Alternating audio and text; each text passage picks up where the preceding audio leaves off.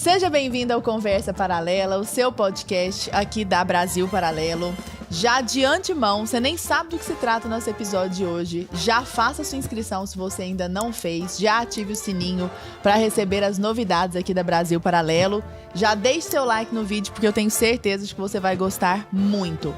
E lembrando de que toda terça-feira, às 20 horas, nós temos podcast novo de Conversa Paralela. Às 8 horas, toda terça-feira, você escuta um papo sobre alguma coisa que vai agregar na sua vida, sem a menor dúvida. E é exatamente o que vai acontecer aqui hoje. Nosso assunto bombástico. Hoje vai pegar fogo, né? Hoje vai pegar fogo, que é traição, o nosso assunto. Traição. Não teria como ser um assunto mais bombástico. E para isso, estou aqui ao lado do meu amado amigo Arthur Morrison. Boa noite a todos. Como que escreve Morrison, Arthur? Morrison, M-O-R-I-S-S-O-N. Agora todo podcast você vai me zoar com isso. Boa noite, estamos começando aqui mais um Conversa Paralela. Podcast da Brasil Paralelo e hoje a gente... Gente, já fala que o Arthur é lindo, porque ele fica super triste quando não falam que ele é belo. Quando não falam que ele é extremamente competente, agradável, maravilhoso. Escrevam aí, lindo, competente, agradável, maravilhoso. Só pra você entender, pra eu dar uma contextualizada, entendeu? É porque todos os podcasts que a gente tava soltando, fica todo mundo, ai, convidado incrível, a Lara é linda!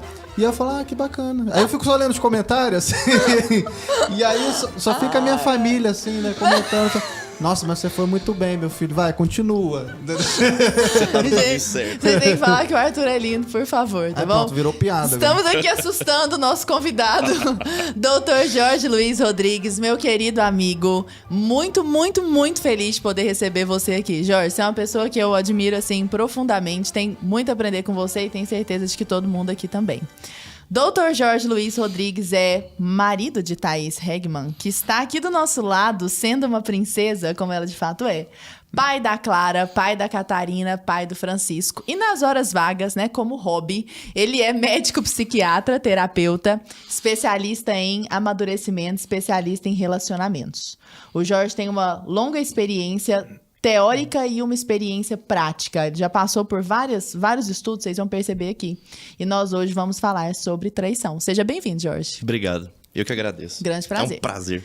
Já começou animado, já tá tomando um whiskyzinho aqui. Isso aqui não podia faltar. Pra falar de traição, a gente tem que, né?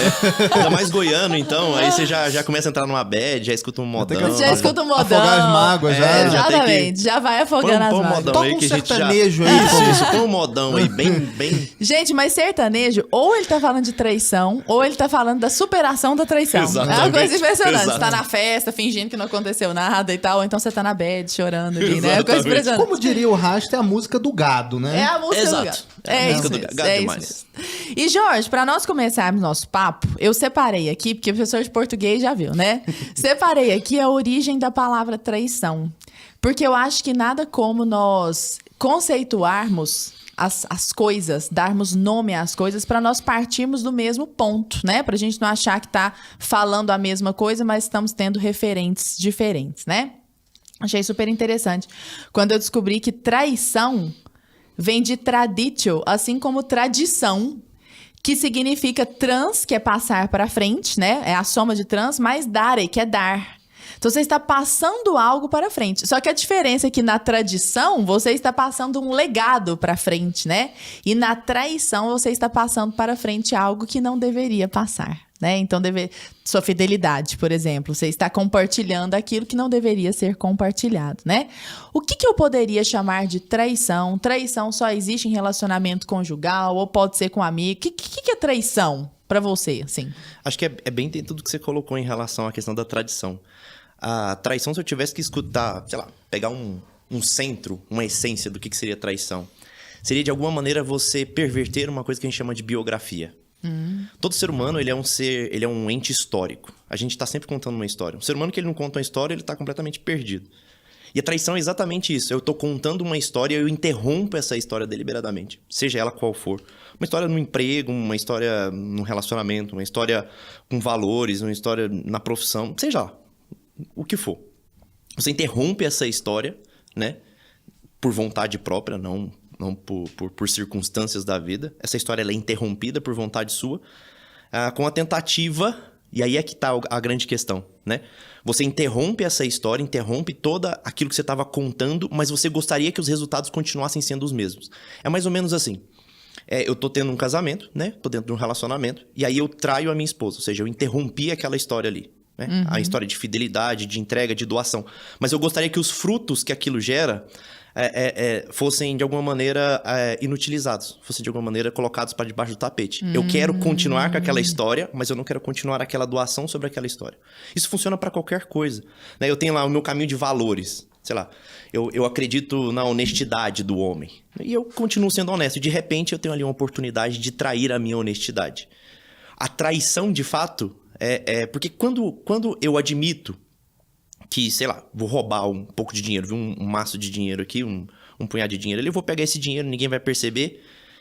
E o que configura a traição? É eu querer... dentro do meu consciente, eu querer que aquilo seja, de alguma maneira, colocado para debaixo do tapete e continuem os frutos dando como se eu fosse uma pessoa honesta. Sim. Entendeu? Sim. É isso que é quebrar a tradição, entendeu? É exatamente isso. Então, eu queria que a coisa continuasse, mas eu coloco a coisa por debaixo dos panos. Mas quando você fala em traição, é só pra gente contextualizar um pouco pra galera de casa que já tá aí, já imagino que esteja no chat aí, alvoroçada, querendo saber algumas coisas. A gente pensa sempre, eu acho que de uma forma geral, todo mundo pensa sempre no caráter sexual. Sim. Traição é só sexo? Ou, por exemplo, quando você prometeu à sua esposa que ia fazer alguma coisa e você descumpriu com a sua palavra, isso pode ser caracterizado como uma traição ou não? Ou também? Ou existe uma traição de algum outro caráter que seja mais subjetivo, assim, sabe? Existe. Tem uma coisa que a gente escuta muito hoje em dia, aquela velha máxima da mentira, já viu? Mentira grande ou pequena é tudo mentira.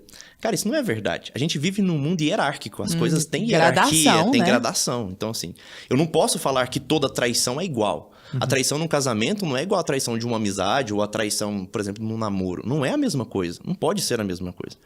É uma traição biográfica, né? Uma pessoa que durante 10, 20, 30 anos escreveu uma história de vida e de repente joga tudo aquilo no esgoto porque ele quis. Então, assim, não, a traição não é só sexo. Tem gradações. E é claro que, dependendo da gradação, as consequências daquilo vão ser diferentes, obviamente. Interessante. E Jorge, quando a pessoa se casa, ela, por via de regra, por tradição, né? Porque é uma tradição da nossa cultura, ela promete fidelidade, né? Por via de regra, isso acontece. Até a gente vai falar depois de relacionamentos abertos, essas coisas, para ver como que é a questão da traição nisso. Mas, por via de regra, não é isso que acontece. A pessoa se casa, ela promete fidelidade. Por que isso é importante? Por que é importante que você seja fiel? Por que você não pode simplesmente prometer... Tô fazendo aqui o advogado do diabo, né? É claro que eu acredito na fidelidade. Mas fazendo advogado do diabo, porque acho que é uma pergunta pertinente. Ele começou a suar frio nesse momento. Oh, meu Deus. Não existe outra pessoa no mundo. Lindo. Mas, então dentro disso, por que a fidelidade importa, sabe? Assim... Poxa, você pode prometer amor para uma pessoa, entregar amor para ela, ser um bom pai, ser um bom marido na medida do possível, sair e pegar outras pessoas? Por que não? Por que é importante? Então, isso é um ponto polêmico, realmente polêmico. É porque, assim, a fidelidade, ela... Aí a gente poderia voltar lá no banquete de Platão, né? No banquete de Sócrates, na verdade. Platão ele vai contar uma história interessante de que o ser humano, né, para os gregos, na criação, era um ser extremamente poderoso, com 4 braços, 4 pernas, 2 cabeças, né? E aquilo começa, de alguma maneira, a deixar Zeus um pouco preocupado. Ele começa a falar, caramba, esse cara vai vir aqui e vai tomar meu trono. Então Zeus, né, do alto da sua potência, lança um raio e parte o ser humano ao meio, entre homem e mulher. Ele vai dizer assim que quanto mais distante eles estiverem, mais fraco eles serão. Quanto mais próximos eles estiverem, mais forte eles serão. Então, na verdade, essa percepção de que vocês serão um só, para que isso dê fortaleza aos dois, né? Porque entende uma coisa, o ser humano, todos nós temos nossos erros, nossas mazelas, nossas falhas, nossas quedas, enfim, né? E essas falhas, essas mazelas, essas quedas que nós temos, a oportunidade que a gente tem de melhorá-las é exatamente quando a gente é exposto a um outro ser humano ou uma circunstância que me inclina a ter que melhorar aquilo de alguma maneira. O que nos obriga à melhora dentro de um relacionamento é exatamente a fidelidade. Se não fosse a fidelidade, a obrigação da melhora, a necessidade daquela união não se faria. A fidelidade é como se fosse uma espécie de cimento para essa união voltar. Sabe esse ser humano partido pelo raio, né? O que faz com que eles se unam novamente é exatamente a fidelidade. Tanto que quando há uma traição, há um distanciamento. Sim. Ainda que ainda exista uma relação, há um distanciamento. Sim. Entende? Que vai precisar ser consertado. Toda ali. traição vai gerar um distanciamento. Por menor que seja, você tá tendo um relacionamento, você começa a mentir pra tua esposa. Ainda que não tenha... Aí que você falou das traições meio subjetivas, né? Sim. Ainda que não tenha tido uma traição de fato, sei lá, você teve sexo com outra pessoa, não aconteceu Não isso. ter consumado um ato. Não ali. ter consumado um ato. Sei lá, eu só bato no chat aqui de um site mexendo com pornografia, alguma coisa do tipo. É claro que isso vai gerar um distanciamento da tua esposa, sabe? Por mais que você ache que não, mas é só um negócio escondido aqui, vai gerar um distanciamento. Porque é uma espécie de traição, ainda que seja muito pequenininha, muito sutil, muito suave, sabe? Então, a fidelidade é esse comprometimento de se unir cada vez mais ao outro. É esse cimento que vai colar os dois. Entende? Ô, Jorge, eu tenho a impressão de que toda vez que chega a esse ponto que o Arthur mencionou, da traição física, eu tenho a impressão, até quero que você me fale dentro da sua experiência no consultório, que é muito vasta, nos seus estudos, eu tenho a impressão de que toda vez que um dos dois chega a trair fisicamente, beijar ou transar com outra pessoa, já houve uma traição anterior, alguma espécie de abandono, assim, ou mutuamente ou por parte do outro. Parece que eu não acho assim, tá tudo bem, nossa, estamos nos amando profundamente, do nada você vira um vagabundo e vai, sabe, assim... É que você não chega do nada e beija uma pessoa na rua. assim... Exato. Eu tô tentando pensar por mim, assim... Mesmo que a gente conheça pessoas, né, interessantes no dia a dia, nunca é um olhar que abriria espaço pra isso, porque eu sei o que tá na minha casa, sabe? Assim, eu sei...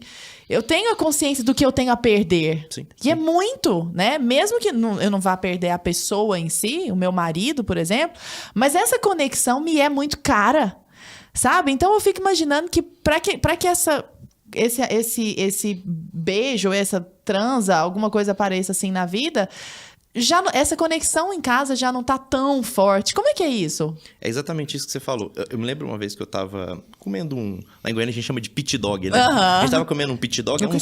Pit dog é um sanduichão na rua, assim, sabe? Gente, X quem não Norte. conhece pit dog perdeu a É metade o da famoso vida. podrão. Podrão. Goiânia, a cada esquina tem Não, um. só que a gente chama de pit dog. Goiânia é um povo fino, né? É, Goiânia fino. não vai chamar de podrão. É.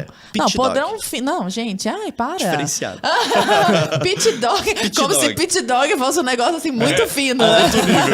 É porque Pit botou dog. em inglês, aí pronto. É, exato. Aí já Pôs até um dobrou o inglês valor, e- entendeu? Pronto. Já é gourmet o negócio. Eu já considero dog uma palavra em português, D-O-G-U-I, sabe? É, dog, Com acento, é, dog. pronto. Porque Com você acento não agudo. come o pit dog, você come a experiência. É aquela pose, né? Exato. Mas e E aí? eu tava comendo um pit dog uma vez e um morador de rua, né? Ele chegou e falou assim: eu queria comer alguma coisa. Eu falei, senta aí, vamos comer um sanduíche. Aí eu sentei e comecei a conversar com ele. Daí eu perguntei pra ele sobre estar na rua e tudo mais. E ele falou assim: ninguém tá em casa trabalhando, sabe? Cuidando da esposa, cuidando dos filhos e vai parar na rua. Ninguém. Isso não acontece com ninguém, sabe? Então, o processo da traição é exatamente isso. Você não sai de um bom casamento, de um bom relacionamento e cai na traição. Isso não existe. E é aí que entra a grande polêmica, né? Porque como eu trato muito de relacionamentos e muito de traição, né? E o maior problema é sempre a traição. Isso é o que mais ápice chega pra você. É o que mais chega, disparadamente é o que mais chega. Tanto de homens quanto de mulheres, né? Traição Que é o dentro do que você queria. relacionamento. Depois a gente vai entrar É. nessa seara aí que Exato. vai ficar polêmico, aguardem. Exato. Então, assim, isso chega muito pra mim. E aí as pessoas sempre chegam pra mim questionando, mas porque o meu marido traiu e tudo mais. Eu falo, olha, deixa eu te explicar uma coisa. A traição é sempre culpa de quem trai.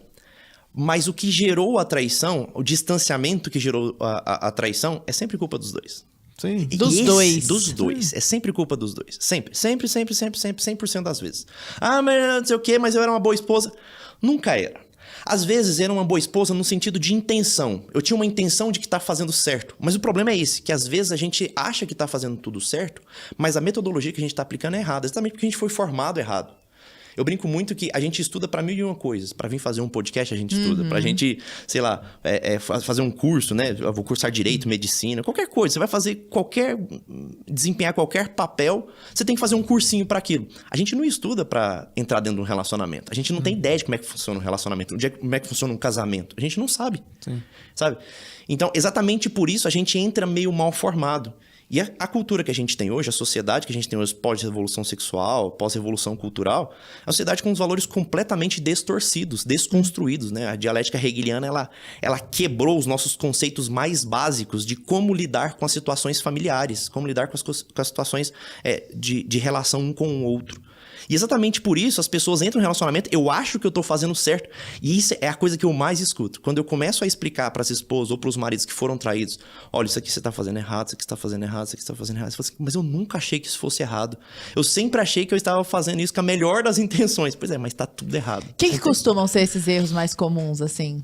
Se a pessoa acha que tá arrasando e, na verdade, ela tá péssima, assim. Quer ver uma coisa que eu adoro falar? Nunca na história da humanidade aconteceu de uma esposa chegar dentro de casa, chegar pro marido e falar, você tá fazendo isso errado, isso errado, isso errado, isso errado. E o marido vai olhar pra ela e falar assim, você tem toda razão, eu vou melhorar. Isso nunca aconteceu na história, entendeu? Nunca, se alguém, por favor, viu isso acontecer, procure a gente, manda esse testemunho. Porque não acontece, porque não é assim que você lida dentro de um relacionamento. Não é assim que você vai ajustar a cabeça do teu marido, chegando pra ele, você tá errando nisso, nisso, nisso, nisso, nisso. Homem, ele não vai mudar desse jeito. Ele vai mudar, a forma de falar tem que ser diferente, a abordagem tem que ser diferente, os motivos tem que ser outros. É tudo uma questão de forma, não é exatamente o que ela tá falando que tá errado. Não é o que, é como. É o como. É o como. É o como. Aliás, 90% dos erros dentro do relacionamento é o como. Exatamente porque as pessoas não sabem dialogar. As pessoas não sabem conversar uns com os outros. Eles realmente não têm a menor ideia hoje de como dialogar. É aquilo que eu falei da desconstrução hegeliana. As pessoas não sabem como interagir uns com os outros. E por não saber como interagir, acabam falhando nas coisas mais básicas. Sabe? Comenta conosco essa coisa da dialética hegeliana, como que se aplica. Eu sei que é muito complexo, assim, mas só para quem tá ouvindo entender por que você está construindo esse raciocínio. É porque, assim, uma das coisas que eu falo muito sobre a questão da psicologia, né? A psicologia moderna, ela não consegue responder as questões básicas do ser humano por um motivo simples, que é o mesmo motivo da filosofia moderna também não poder responder essas questões. Você imagina, a coisa se inicia ali no século VI, século VII, século VI antes de Cristo, ali, Sócrates, Platão, Aristóteles, né? Principalmente Aristóteles, cria a dialética aristotélica. A busca da verdade, ela era formulada sobre um conceito muito simples. Vamos colocar uma tese, uma antítese e tentar formular uma síntese. A gente vai tentar formar um argumento comum, né? A gente debate aqueles argumentos até chegar numa síntese. E essa síntese era exposta a outra antítese. Né? Ela se tornava uma nova tese, ela é exposta a outra antítese, e assim seguia-se a busca pela verdade. E foi assim durante vários séculos, durante toda a Idade Média, né? Até que a gente chega no período iluminista, né? O Descartes começa a zoar a parada, né? Em 1637, o discurso do método, ele resolve jogar tudo fora, né? Ele literalmente joga todas as verdades absolutas construídas sobre essa dialética fora. Vamos começar do zero? Esse negócio aqui acho que não tá legal, vamos começar do nada. E aí começa esse conceito abstrato de verdade, sabe? Que é o berço do relativismo. Que é o berço do relativismo, exatamente. Quem se aproveita disso? O que se aproveita disso é o Kant, né? Em 1800 ele se aproveita disso com o seu discurso moral, de que a moral, na verdade, era algo que tinha que ser debatido, não existia uma moral única, existia aquela que agradava mais a todos, e a todos, quando ele falava assim, era na verdade, há um pequeno grupo de pessoas que dominava o restante, um pequeno grupo de intelectuais, né? E depois disso, o próprio Hegel, em 1825, quando ele cria a tal da dialética hegeliana. No fundo, ninguém entendia bem o que ele estava falando, né? O Hegel, acho que ninguém nunca entendeu. O Hegel é maluco, né? Tem uma história de um aluno dele uma vez que chegou pro Hegel e falou assim, professor, você deu uma aula assim, assim, assado, semestre passado, você falou isso, isso, isso, o que o senhor quis dizer com isso? Ele falou, cara, não sei. Não tenho ideia do que eu queria falar com isso. Deu aula chapada. Exato. Tem as músicas do Caetano Veloso que eu acho que eu também, acho que ele também não entende. Mas quando você tá falando de todo esse período aí, revolução sexual, essa coisa toda, essa decadência também moral da sociedade, né? Eu acho que não dá pra gente deixar de comentar também da questão da música, por exemplo, né? Exato. A gente recentemente fez uma trilogia, né? Que foi a primeira arte, falando de toda essa questão da música, de como isso influencia também nossos instintos mais primitivos mesmo, né? Você pega agora... Existem várias canções, principalmente também de sertanejo, de funk, né? E nada contra quem tá assistindo e ouve esses tipos de música, mas são músicas que você pega, às vezes, as letras só falam de traição, só falam de degradação, sabe? Só falam de, hoje eu vou sair pra trair a minha namorada, entendeu? Como se fosse a coisa mais maravilhosa do mundo. Como é que você enxerga isso? Até que ponto isso as pessoas, sabe, que estão acostumadas com esse círculo, só ouvindo isso, só consumindo esse tipo de conteúdo, que não é só na música também. Sim. Você vai, você liga a TV, são programas falando sobre isso, você segue celebridades, cara, o pessoal jura amor eterno e daqui a um mês tá com outra pessoa, casei de novo. Exato, Entendeu? exato. Como se casamento fosse só um negócio, assinei um papelzinho aqui, entendeu? Sim. Diante de Deus lá, não deu certo, a gente tava em outra fase. É sempre aquele negócio, a gente não tava se entendendo muito no trabalho, é muita coisa, eu precisava viajar muito, é outra fase, aí resolvemos terminar o casamento. Como é que é isso, cara? Isso aí que eu vou até levantar uma polêmica aqui, né? Porque faz muito sentido isso que você falou. Quando a gente fala sobre a atitude do homem na realidade, né? O homem ele é modulado por 7 faculdades humanas, né? As 7 faculdades é a forma como o homem vai se interagir com a realidade, digamos assim. As 7 faculdades da alma. Aristóteles falava isso, São Tomás de Aquino falava isso, enfim. Então a galera comentando sobre isso. E essa é a estrutura mesma do homem na nossa realidade. De uma forma bem simplista, assim, digamos assim. Eu adoro essa explicação do Jorge. Pode explicar, Jorge. Eu vou Take your explicar. time, Eu vou sabe? explicar. É muito boa. Muito fã. Eu sou fã do Jorge. É mais ou menos assim. Você imagina como se o ser humano fosse uma espécie de carruagem. E essa carruagem ela é puxada por 7 cavalos, né? Esses 7 cavalos são exatamente a forma como a gente vai modular a realidade. O cavalo central, né? O cavalo do centro, que é o que puxa mesmo a carruagem, que é o que vai ditar o movimento, a gente chama de vontade. É o que proporciona o ser humano a tomar as atitudes que ele tem que tomar. Do lado dele tem 2 cavalos, um da direita e um da esquerda. O da direita a gente chama de apetite irascível, ou desejo irascível, né? É a vontade daquelas coisas difíceis ao homem. Ser justo, ser fiel, né? Ser honrado, ser corajoso, essas coisas árduas. Estudar, ralar, malhar, treinar, sabe? Essas coisas que requerem um esforço humano. Mas que preenchem a alma, né? Exato. Do lado esquerdo, a gente chama de apetite concupiscente. Ou seja, o desejo concupiscente é o desejo daquelas coisas que são prazerosas, boas. Uma cama macia, água quente, sexo fácil, uma comida gostosa, sabe? Um bom uísque, um bom charuto. Essas coisas são gostosas, são apetitosas. É assim. Depois, ainda do lado esquerdo, né? Ainda do lado esquerdo, a gente tem 2 faculdades que a gente chama de senso comum e razão. O senso comum é mais ou menos assim. O mundo entra através da gente, através dos 5 sentidos, né? Tato, olfato, paladar, visão e audição. E esses 5 sentidos, eles são unificados num só. Por exemplo, o uísque, você não fica pensando no cheiro, na cor, no gosto. É tudo de uma vez só dentro de você. Esse tudo de uma vez a gente chama de senso comum. E a razão é o que pega esse senso comum e organiza na sua cabeça em o que é certo, o que é errado, o que é bom, o que não é, o que é gostoso, o que não é gostoso, o que é salgado, o que é doce. Mais ou menos isso. Essas 2 coisas juntas a gente chama de imaginário. E do lado de lá, do lado direito, né? Os últimos 2 cavalos do lado direito, nós chamamos de intelecto ativo e passivo, e essas 2 intelectos juntos a gente chama de inteligência. Então você imagina uma carruagem puxada por 7 cavalos, né? Esse cavalo do centro, ele é puxado pelos 2 desejos. Se o cavalo que predomina são os desejos concupiscentes, se eu alimento ele como se ele ficasse um cavalo parrudo e musculoso, ou seja, tudo na minha vida é prazer. Quando eu tiver que tomar uma decisão... Exato, ele tá anabolizado, sabe? Quando eu tiver que tomar uma decisão, na realidade, eu vou escolher pelo meu imaginário. E do lado de cá, quando eu alimento muito o meu irascível, né? Ou seja, eu sou um cara que se esforça pra fazer aquilo que não é gostoso, né? Mas aquilo que é árduo, complicado, difícil, se eu tô tentoso assim... Quando eu preciso tomar uma decisão, eu acesso às minhas inteligências. Esse que é o grande problema. Porque, olha o seguinte, nós vivemos numa geração altamente prazerosa. Né? A gente, hoje, um homem de classe média, ele tem mais prazer do que um rei do século XV tinha. Sim. Você tem noção? Então, quer dizer que o nosso concupiscente é um cavalo anabolizado, né? E quando a gente tem que tomar decisões meio que impulsivas, a gente não vai acessar a nossa inteligência, a gente vai acessar nosso imaginário. E o nosso imaginário é isso que você estava descrevendo agora. Exato. O nosso imaginário é as músicas que a gente escuta, os filmes que a gente assiste, as fotos que a gente vê, as reportagens que a gente lê. Esse é o nosso imaginário. Então, assim, fica muito fácil.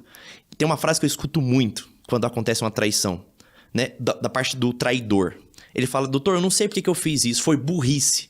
Mas é que foi mesmo. Sim. Ele não acessou a inteligência dele para tomar aquela atitude, sabe? Isso que você tá falando é muito incrível, porque eu já comecei a correlacionar com outro assunto, que é a respeito também da pornografia, né? Que tem tudo a ver também com esse lance do imaginário. É esse cavalo aí. Porque, cara, hoje em dia Perfeito. é muito mais fácil você acessar, com um clique, você tá na palma da tua mão ali, você acessa milhões de mulheres ali o tempo todo, com diversas posições, uns malabarismos bizarros, e às vezes as pessoas que olham para aquilo lá direto, né, que constroem um imaginário em cima daquilo, né, principalmente os jovens que já caem na pornografia antes até de ter a sua primeira vez, acha que o sexo, você tem que jogar a mulher pro alto e dar pirueta, porra, pra poder, sabe... Você sabe qual que é a média de idade hoje do primeiro acesso à pornografia? 5 anos de idade. Puta. 5? 5 Eu tinha anos. ouvido 8, eu já tinha achado estapafúrdio. 5 anos. É a média do primeiro acesso à pornografia. O celular de tio, vem Exato. o vídeo do WhatsApp. Assiste aí esse videozinho aí enquanto a gente tá aqui almoçando pra você não incomodar. Aí você deixa a criança com o celular, chega uma mensagem lá no grupo, lá ele abre e começa a assistir. É assim que começa. 5 anos de idade. E aí entra exatamente nisso daí. Hoje, se eu tivesse que falar qual que é o principal motivo para o aumento vertiginoso nas traições matrimoniais hoje, o principal, disparadamente, é a pornografia. Disparadamente. Sem dúvida alguma que é a pornografia. Porque a pornografia, ela funciona como uma espécie de droga. Então, assim, você começa assistindo alguma coisa ali, né? O cara começa com uma mulher pelada ali aos 8, 9, 10 anos de idade. Daqui a pouco ele começa a assistir vídeos. Daqui a pouco ele costuma assistir vídeos mais complexos, mais trash. Vocês estão entendendo o que eu tô falando? Porque vai crescendo. Bizarrices, já exato. Não sustenta só o sexo casual ali. Aí o cara tem que estar vestido de não sei o quê, a mulher tem que estar vestida de cachorro, tem que ter um anão, entendeu? Exatamente isso. Ele tem um pico de dopamina e a dopamina tem um negócio interessante. Quanto mais rápido ela sobe... do anão. Do anão, ela achou o máximo anão. Aleatório. Ele tem um pico de dopamina e quando a dopamina cai, ela gera uma sensação de depressão. E essa sensação de depressão, ela precisa ser suprida de alguma maneira. Ele vai e usa de novo. É o mesmo processo da droga. É o mesmíssimo processo do uso de drogas ilícitas. Né? O mesmíssimo processo. Então ele começa a consumir cada vez mais. Só que chega um ponto em que ele não consegue mais sustentar aquilo só no virtual. Isso é típico do ser humano. Como eu disse, o ser humano ele é um ente narrativo. Então ele tem que trazer isso pra realidade de alguma maneira. É onde os maridos começam a procurar chat, começam a trocar ideia com profissionais do sexo, sabe assim? Começa esse tipo de coisa. É nessa fase onde ele começa a procurar prostitutas, né? Começa a flertar com outras mulheres do trabalho, né? Ou as mulheres começam a flertar com outros homens do trabalho dela e tudo mais. Começa no trabalho só pra... É o mais comum. É o mais comum. O mais 90%, comum começa no trabalho. 90% é no trabalho. Pois é. No trabalho e no digital. Tem tanta coisa que me passou na cabeça aqui agora, tantas perguntas que eu quero fazer, mas vou tentar formular. Então, a pessoa se entope de pornografia, tá muito fácil. Você falou que é a principal causa da traição. Sim. Aí vou pegar o caso de um homem, ou até o caso de uma mulher. Um chega pro outro, pô, é só um homem, né? É só uma mulher, assim. Não vai fazer aquele malabarismo, aquela coisa toda. Mesmo porque aquilo de confortável não tem nada. Aquilo não deve ser nem bom, sabe? Sim. Mas enfim. Você chegou, olhou pro seu parceiro. E ele é só uma pessoa, sabe? Que provavelmente tem uma barriguinha de chope ali, não tá sarado, não é uma coisa assim, né? Performática e tudo mais. E aí aquilo fica sem graça. Tô tentando pensar dentro desse raciocínio que você tá falando. Sim. E aquilo não serve mais. Né? E a pessoa vai procurar fora. Só que ela procura fora e ela também não acha isso fora, que é a grande questão. Então, essa pessoa não tem como essa pessoa ser feliz, né, Jorge? Não tem. Isso aqui é uma coisa interessante. Você falou sobre essa questão da felicidade. Só antes de eu falar isso, deixa eu fazer só um comentário. Isso aí que você falou que a pessoa não acha. Por que hoje em dia, né, se você pegar um jovem aí de 18 anos de idade, tá acostumado à vida cotidiana do brasileiro médio. Você entrega um bom vinho pra ele, por exemplo, né, ele vai pegar aquele vinho, ele vai experimentar o vinho, ele vai achar ruim. Você fala, cara, mas caramba, é um vinho de 18 anos. É um negócio vinho, envelhecido, né? No odre, não sei o quê. Fala, cara, é ruim esse negócio. Você dá um bom uísque pra ele vai provar, vai achar a coisa mais esquisita do mundo. Por quê? Porque ele tá acostumado a tomar Coca-Cola todos os dias, né? E o excesso de sabores ali é óbvio que vai inibir ele de poder aproveitar o que verdadeiramente aquilo tem pra entregar um sabor lento, sabe? Quando você toma um bom vinho, aquilo vai, de alguma maneira, né?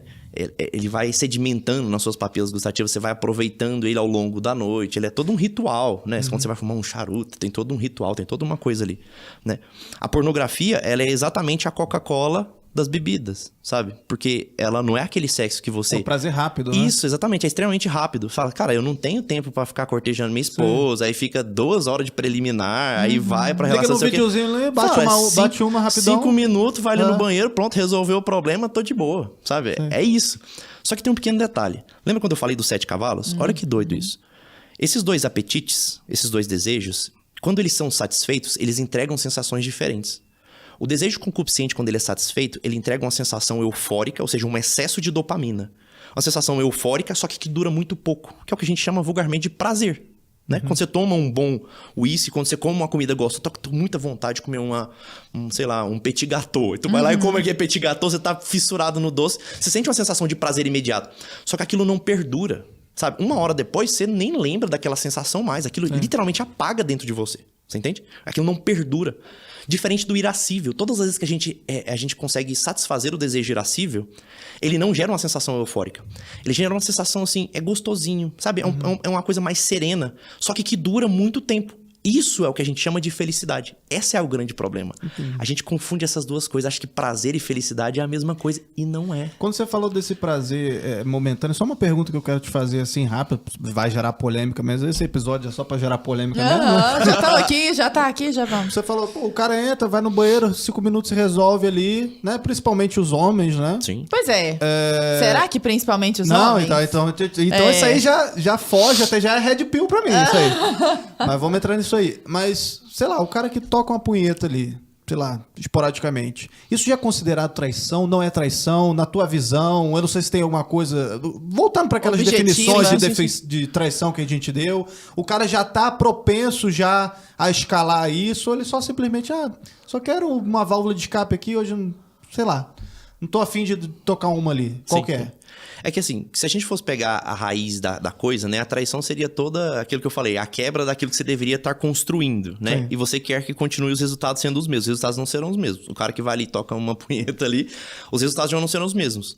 Sabe? Em relação ao relacionamento dele, em relação à disposição dele, a orientação dele no mundo espiritual, a percepção dele de Deus, tudo isso vai ser alterado de alguma maneira. Então, a maneira como ele vê a esposa. Exatamente, a maneira que ele vê a esposa fica deturpada. Então, assim, existe uma traição. É óbvio que não é... A gente não pode falar que isso foi uma traição matrimonial, que Exato. a gente, sabe? Sim. Aquela traição no casamento. Porque tem muita mulher que fala assim, meu marido tá mexendo com pornografia, tá me traindo. Olha, isso não é uma traição. Não é uma traição de fato, sabe? Tecnicamente falando, até por questões canônicas, né? Beijar outra pessoa, por exemplo, não é uma traição de fato ainda. Uma traição que poderia gerar, por exemplo, um processo de nulidade ou uma coisa mais grave, sabe? Mas enfim, é algum grau de traição. Isso aí eu não sabia, não. Pra mim já era um passo além, entendeu? É a mesma coisa do tipo, pô, tu tocou uma punheta pra uma atriz pornô, ou você tá com a coleguinha ali, tipo, sei lá, de trabalho, no chat mandando nude. Aí já é uma coisa que eu falo, pô, já é mais grave. Porque já é mais, você já conhece a pessoa, Sim, já é uma exato. coisa mais emocional, você já vê a pessoa, sei lá, todo dia, aquela coisa toda. Exato. Mas acho que dentro disso que o Jorge falou, se a traição é você se afastar do seu propósito, e uma vez que você consuma pornografia desenfreadamente, você está se afastando do seu propósito de entrega pro outro, é claro que é uma traição, né, Jorge? Exato. Assim, não me parece haver dúvida. Você sabe qual aqui. que é o grande problema da traição, né? Voltando nisso. Porque você tá negando um propósito, só que você ainda quer que o resultado seja o mesmo, como se você não tivesse fazendo aquilo. É isso que caracteriza mesmo a traição. Por que eu tô falando isso? Porque entende uma coisa, a gente perde poder de ação. A gente já não consegue mais lutar contra aquilo. Você entende? Porque o cara que ele vai lá e, por exemplo, começa a trair a esposa, se ele trava ali e fala, caramba, eu traí minha esposa, eu não posso continuar assim. Aí ele vai buscar ajuda e tudo mais. Aí essa traição, ela tem uma possibilidade de mudança, né? Aí tudo bem. Ele reconstrói aquele propósito. O grande problema da traição é que ele começa a trair a esposa e tenta esconder aquilo. Eu costumo dizer assim que a maioria das pessoas que traem, elas criam uma espécie de outra personalidade. Ele precisa ser outra pessoa, ele precisa negar a si mesmo. Ele precisa negar a própria biografia. Isso que eu falei da história. Ele tá traindo a si também, né? Isso, é óbvio, é claro. A traição, ela é sempre... Isso aqui é importante que você falou. Por isso que é escondido, né? Exato. A traição, ela não é necessariamente com o outro. Você tá traindo a si mesmo. É sempre a si. Por menor que ela seja, ela vai ser sempre uma traição de si mesmo, sabe? Uma traição dessa biografia. Red pill pra você que tá aí, hein, Anjo? Eu sei que você tá bugado agora. Eu sei. E aí? E quando você trai a si mesmo, né? Se você trai a si mesmo, para diante daquela traição e fala, caramba, eu fiz errado, você tem poder de ação sobre aquilo. Agora, você trai a si mesmo e nega isso, a gente chama isso de neurose, né? Ou seja, você olha pra realidade e não é capaz de declarar aquela realidade. É isso que causa ansiedade, depressão, estresse, burnout, todas essas patologias, transtornos de personalidade, né? Borderline, todos esses transtornos graves de personalidade e de humor são causados por uma coisa que a gente chama de neurose. Eu olho pra realidade e nego ela. Mas ela tá na sua cara, mas eu nego, sabe? Aquele paciente fala assim, você tá traindo a sua esposa. Não, mas não é traição, porque eu amo aquela... Mas como assim? Você ama a sua esposa e ama outra mulher? Amo. Cara, você tá negando a verdade, você entendeu? Você tá tentando perverter isso na sua cabeça, que no fundo, você sabe que é uma mentira. Você tá relativizando, né? Tá relativizando, perfeito. Você falou um negócio aí que ficou aqui ecoando na minha cabeça, que é como nós deturpamos o conceito de felicidade, né? Sim.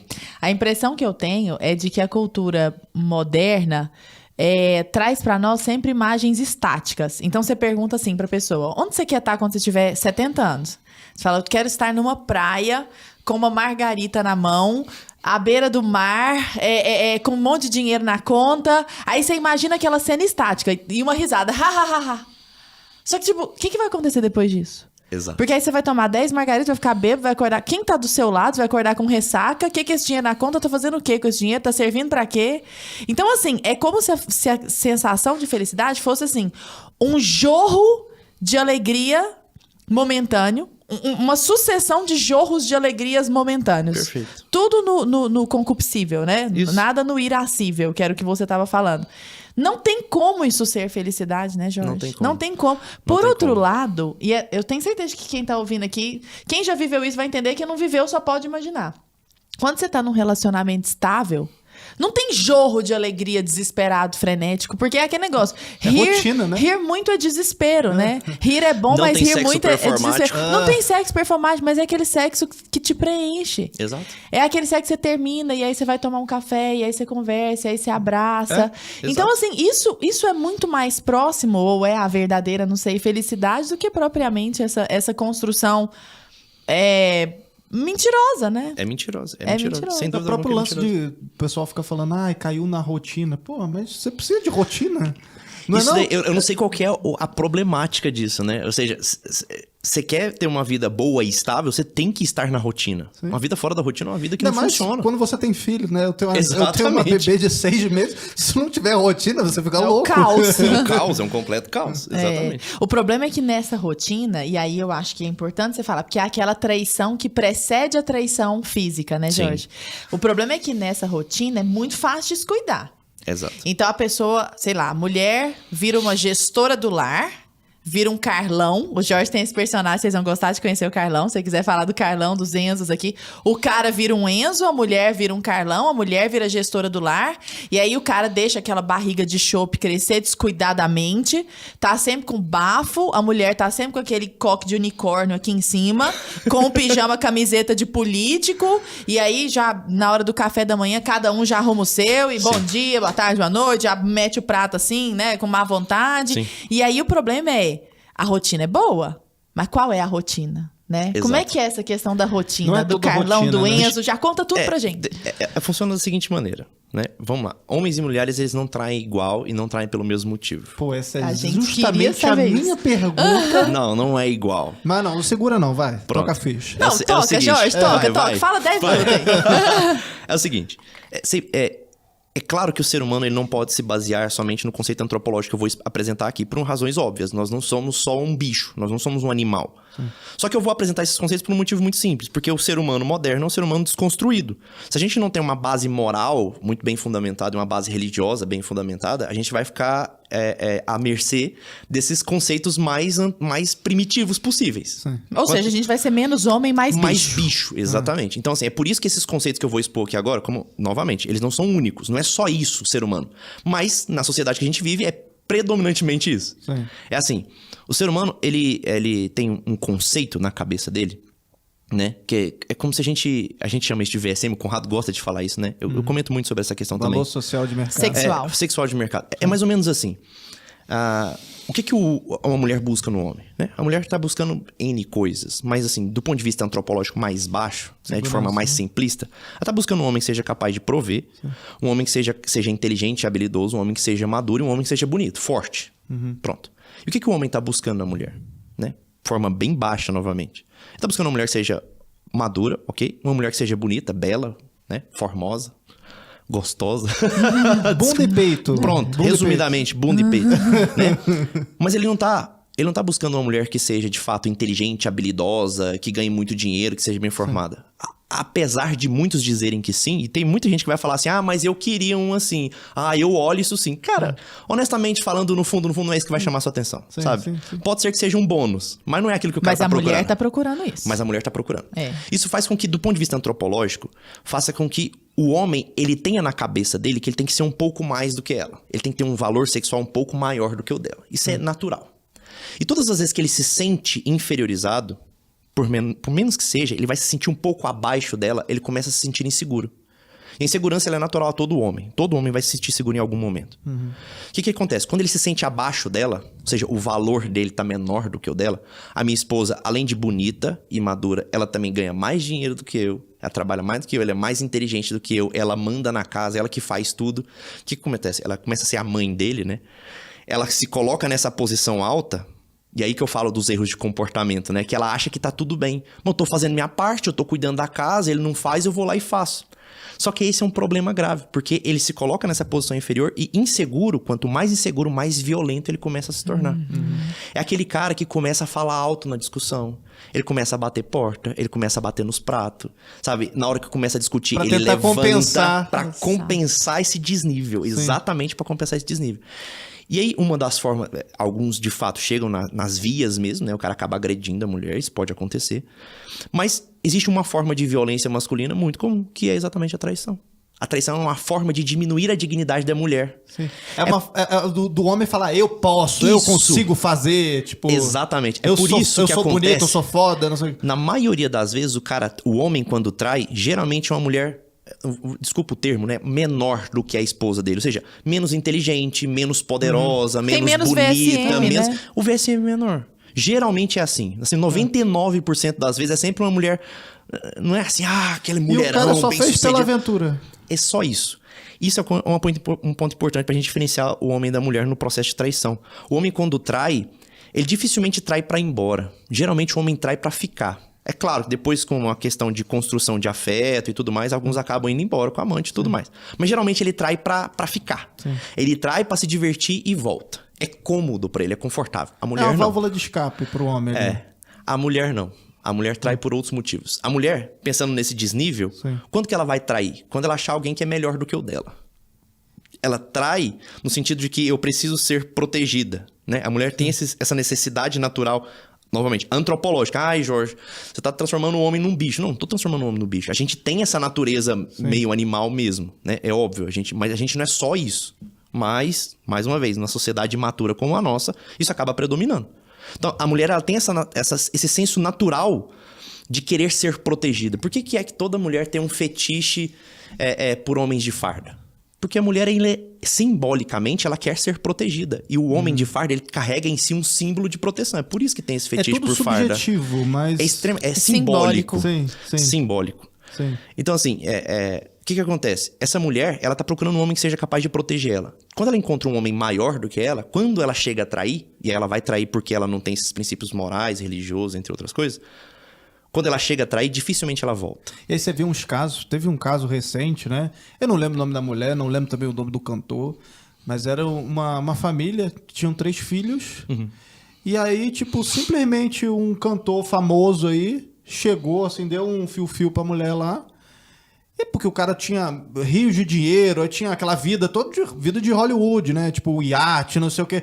E, pô, não que o marido dela não tivesse provendo ali em casa, entendeu? Que ele podia ser um bom... Eu não conheço o cara, entendeu? Melhor. Mas ela viu ali uma oportunidade de, porra, agora eu vou viver uma aventura, mas eu vou me sentir...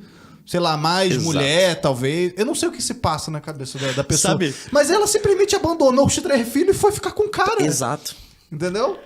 Isso aí é uma coisa interessante, porque a pornografia, ela pinta uma imagem engraçada pra gente daquela mulher que é casada e não sei o que, e trai o marido com o pedreiro da casa, com o jardineiro da casa. A pornografia entrega essas imagens pra gente. O cara vai entregar uma pizza. Isso é o 0,001%. Isso é muito raro de acontecer. 99% das vezes a mulher só chega a trair mesmo quando ela encontra alguém melhor. É por isso que a traição feminina ela é menos comum do que a masculina. Mas ela vem aumentando muito. Mas ela é... Agora uma outra pergunta. Ela é mais dolorosa? Ela é muito mais. Ela é muito mais.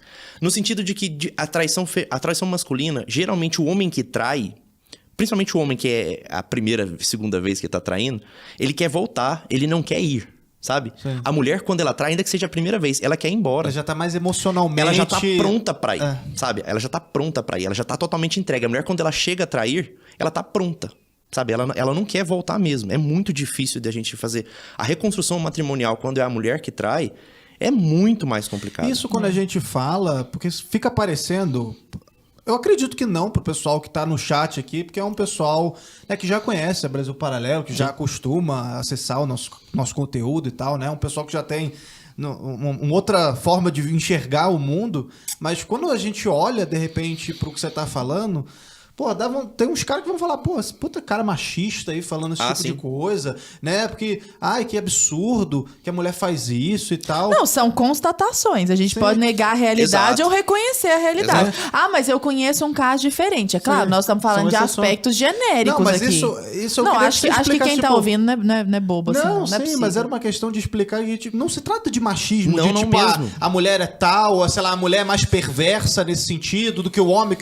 Então, como se fosse um coitadismo dos homens. Ah, coitadinho, ele só saiu e só deu uma trepada. Se eles traem muito Exato. mais, né? Não, Como que dá pra sim. chamar de coitado? Mas foi mal, não dá pra defender. Não, mas é Coitado. uma coisa que eu acho que vale a pena a gente, Sim. sabe, destrinchar, falar disso, que não é você não tá falando que, é coitado do homem porque pra ele quer voltar pra família, foi só uma culpa da mulher que ela não fez alguma coisa em casa. Olha pra você ver como é que é um senso simbólico, né? A galera vai trazer pra esse lado do machismo se não entender essa percepção simbólica da coisa. O homem, ele por instinto, por simbólica, né? Por certos símbolos que tem dentro dele, culturalmente falando, desde sempre é assim, ele tem essa necessidade de prover e proteger a casa, né? E a mulher é aquela que é provida e protegida. Isso é simbólico. Ah, mas eu não concordo, eu trabalho e eu que provenho a casa. Tá, eu não tô te falando disso. Tô falando assim que é um senso feminino e um senso masculino, sabe? Aquele negócio, por que homens são de Marte e mulheres são de Vênus? É que Vênus era a deusa da beleza, Marte era o deus da guerra, né? Áries, né? Que é aquele que sai, que luta, que guerreia, que traz a proteção pra casa e traz o provento pra casa. E Afrodite era aquela que esperava, né? Áries voltar, não sei o que, na sua concha, aquela coisa toda. Enfim, o mito grego. Por que eu tô falando isso pra você? Porque quando que o homem, ele trai? Por isso que eu falei da mulher menor, né? O homem, ele trai quando ele se sente capaz de cuidar daquela mulher. É o chefe que trai com a secretária, é o juiz que trai com a assessora, o deputado que trai com a assessora, é o dono da empresa que trai com a funcionária dele. É sempre assim. É sempre uma mulher que ele vai poder cuidar dela. Você entende? Por que eu tô falando isso? Porque a gente vive uma sociedade em que as mulheres, elas foram criadas e ensinadas a nunca depender de homem, a se impor, sabe? A lutar, a bater de frente. Eu não tô falando que não tem que fazer isso, sabe? De fato, as mulheres precisam mesmo. E presta atenção, 99,9% delas foram obrigadas a isso. Obrigadas. Você entende? O homem, geralmente, a perversão do símbolo masculino é uma escolha do homem. O homem se tornar um homem fraco, geralmente é uma escolha. Isso aí foi fruto da Revolução Cultural. Se tornar um Enzo. Se tornar o Enzo, que eu falo. Isso é uma escolha. O homem imaturo é uma escolha. A mulher Carlão, que eu falo que é essa mulher empoderada, essa mulher que quer bater de frente, essa mulher empoderada, geralmente ela é obrigada a ela, sabe? Isso aqui é um dado interessante. Só que o que as pessoas não entendem é que essa mulher empoderada é exatamente a mulher que proporciona, do ponto de vista antropológico, de novo, deixa muito claro, eu tô generalizando, é óbvio que eu estou generalizando. É tudo da simbólica, né? Um tá roubando o símbolo do outro, né? Isso, exatamente. Tá invertendo os papéis. Essa mulher Carlão proporciona essas traições. E já pra deixar claro, o pessoal do chat, se você se chama Enzo, a gente não tá falando de você especificamente. Não, gente, não vem com quarta camada, não. Que eu chamo Enzo, eu chamo Carlão. Você sabe que eu chamo a mulher imatura de Valentina e o homem imaturo de Enzo. Justo. Teve uma moça esses dias, né, no Instagram, que me mandou mensagem, me esculhambando no Instagram, Instagram, não sei o que. Eu falei, mas o que aconteceu, minha tia? Minha Falou, tia. eu falei, mas calma, né? E ela tava muito brava, ela tava virada. Eu falei, o que aconteceu? Ela falou assim, é porque o meu filho se chama Enzo e a minha filha se chama Valentina. Eu falei, sinto muito. E você se chama Carlão? Aí acabou a família. Eu falei, são símbolos que eu utilizei. É coisa de médica, a gente coloca um diagnóstico pra ficar mais fácil das pessoas se enquadrarem, sabe? Ô, Jorge, e uma coisa que eu tô aqui pensando, você tá falando dessa inversão de papéis, e é tão engraçado porque às vezes a gente acha que então, para que seja uma configuração simbolicamente perfeita, a mulher necessariamente tem que ganhar menos que o homem e necessariamente tem que ser uma princesa frágil que cuida do lar e o cara tem que ser aquele cara. E isso não é verdade, não é isso que você tá falando. Então, por exemplo, eu tô aqui pensando, uma mulher que ganha mais que o homem não necessariamente significa que ela não queira ser cuidada. Não. E olha que coisa maravilhosa. A mulher ganha 10 vezes mais que o homem, por exemplo, né? Numa construção aqui que foge a esse cenário que pode parecer o ideal, mas que não é. Mas quando ela chega em casa, o cara é grande. Ele pode ter 1,5 m de altura, mas ele é grande. Ele tá ali pra recebê-la e ser o cuidador dela. Ele quer cuidar dela. Nossa, que orgulho de você, que felicidade por você estar alcançando isso tudo. Mas ele ainda se coloca como uma pessoa que é capaz de prover algo que ela sozinha não vai ser capaz de prover. Então ela vai buscar aquele refúgio nele, né? Exato. Então essa configuração pode funcionar ainda que nesses moldes modernos de mulheres que trabalham, que saem. Então não significa que a mulher tem que ser dona de casa e provedora. Como é que é isso? Perfeito. Isso aí que você falou é um negócio interessante, porque as pessoas quando me escutam falando disso, falam assim, então agora eu tenho que ganhar menos que o meu marido. Vou ter que me inferiorizar agora. Não é isso que eu tô falando. Mas assim, quando a mulher se coloca nesse papel mais feminino da coisa, é assim, você chega em casa, ao invés de você abrir aquele pote de bolacha, aquele pote de palmito que tá super duro, você chega pra mim, meu bem, abre esse pote pra mim, você é muito mais forte do que eu. Cara, isso é suficiente pro cara ganhar o dia dele, você entende? Cara, pra ele ganhar o dia dele, o ser sério. humano é muito e louco. Pode ser o homem mais maduro que for. Pode ser o cara mais maduro que for. Pode ser um cara assim que tem uma vivência espiritual boa, um cara que tem uma vivência moral boa e tudo mais. Cara, se a mulher dele chega assim e fala, meu bem, pega aquele negócio lá em cima lá pra mim, que você é mais alto do que eu, não sei o que assim. E o cara, ele se sente o super-homem. Aí ele vai lá e pega aquele negócio se achando, ele já se engana. Isso é suficiente pra estabilizar o homem. Ou então vai tomar uma decisão grande, pergunta a opinião. Pronto. Sabe, o que você acha? Sua opinião pra mim. Eu tô te vendo, né? Eu vou contar um episódio que ilustra bem isso que eu tô falando, pra vocês entenderem como é que a mulher ela não tem que ser coisa. Porque isso é um conceito que a gente chama de submissão errado. A submissão ela não é a omissão, viu? O que é a omissão? A omissão acho que é abaixar a cabeça isso tipo, é omissão. sim, senhor. E falar sim, Isso é senhor. omissão. É. Esse sim, senhor, isso é errado. Isso é completamente errado. Isso vai destruir com a tua família. Não é assim que você tem que fazer. Vou dar um exemplo de o que é submissão de fato. Tava aqui a minha esposa e ela falou assim, vamos viajar no final de semana e tudo. Eu falei, tá bom, ok, vamos viajar no final de semana. Falei pra ela, meu bem, não vai dar pra gente viajar. Por quê? Não, é porque tem um monte de trabalho pra fazer, tem um monte de coisa pra fazer e tal, tem coisa pra revisar, tem livro pra escrever, tem que estudar não sei o quê, tem que atender paciente. Não vai dar pra viajar no final de semana. Ela falou, tá bom. Se ela para nesse tá bom, é omissão. Ela sabia que era necessário pra nossa família, ela já tinha enxergado que eu tava sobrecarregado, que eu tava precisando descansar. A mulher tendo essas coisas, né? Ela enxerga além. Isso é típico da mulher também. Então assim, ela já tinha percebido e ela falou, tá bom. E esperou um pouquinho. Aí naquele mesmo dia ela veio, né? Mais tarde um pouco, veio, trouxe um lanchinho, deu um beijinho, fez um carinho e foi embora. Eu fiquei olhando, falei, tá bom, né? Eu tô olhando pra ela aqui, ó. Ali, ó. Eu queria que vocês estivessem vendo a carinha de estratégia. Do grego, estratégia. Estratégia, exatamente. Eu falei, né? Tá bom. Aí terminei de atender meus pacientes e tudo, ela chegou, falou, vamos jantar? Vamos. Aí preparou aquele jantar, uma mesa posta. Tá, isso é inteligente. Nossa, eu queria muito viajar. Aí eu falei, eu tenho tanto a aprender com vocês. Aí fiquei assim, né? Aí tá bom. Aí terminou aquele jantar, fui lá pro quarto, pôs aquela lingerie, não sei o quê. Não sei o quê, reticência. Reticências, 3 pontinhos. Falei, caraca. Aí depois daquilo você tá lá de boa, ela vem, carinhosamente, deita no meu peito e fala assim, amor, você pensou... Olha aquela pergunta. Você pensou sobre aquela história do final de semana? Olha isso. Isso é submissão feminina. Ela já tinha me ganhado. Já era. Você já tá entregue já ali. Já era. Eu já tinha perdido essa batalha. Como é que é, Thaís? Podia pedir qualquer coisa. Podia pedir qualquer coisa. Se as mulheres entendessem isso, cara, 90% dos casamentos estavam salvos. Sério. Se a gente tirar um pouquinho dessa venda, é machismo, não sei o quê. Tira só um pouquinho, 1 segundo dessa venda. Escuta o que eu tô falando. Sério, isso resolve o seu casamento. Porque eu imagino que tenham mulheres que estão nos ouvindo agora e vão falar, mas eu tenho que fingir, eu tenho que encenar. Isso.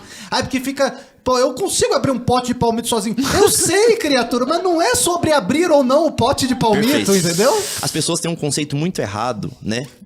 Essa perda da moralidade faz a gente criar conceitos que não existem na nossa cabeça. Um deles é, por exemplo, se eu estou fingindo, eu não estou sendo sincero, não é verdade.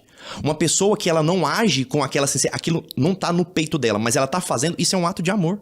Isso é um ato de amor, né? A gente deu exemplo, eu e a Lara, a gente conhece um padre muito amigo, nosso padre Luiz Henrique. Ele tava contando pra gente a história de um santo da Igreja Católica, né?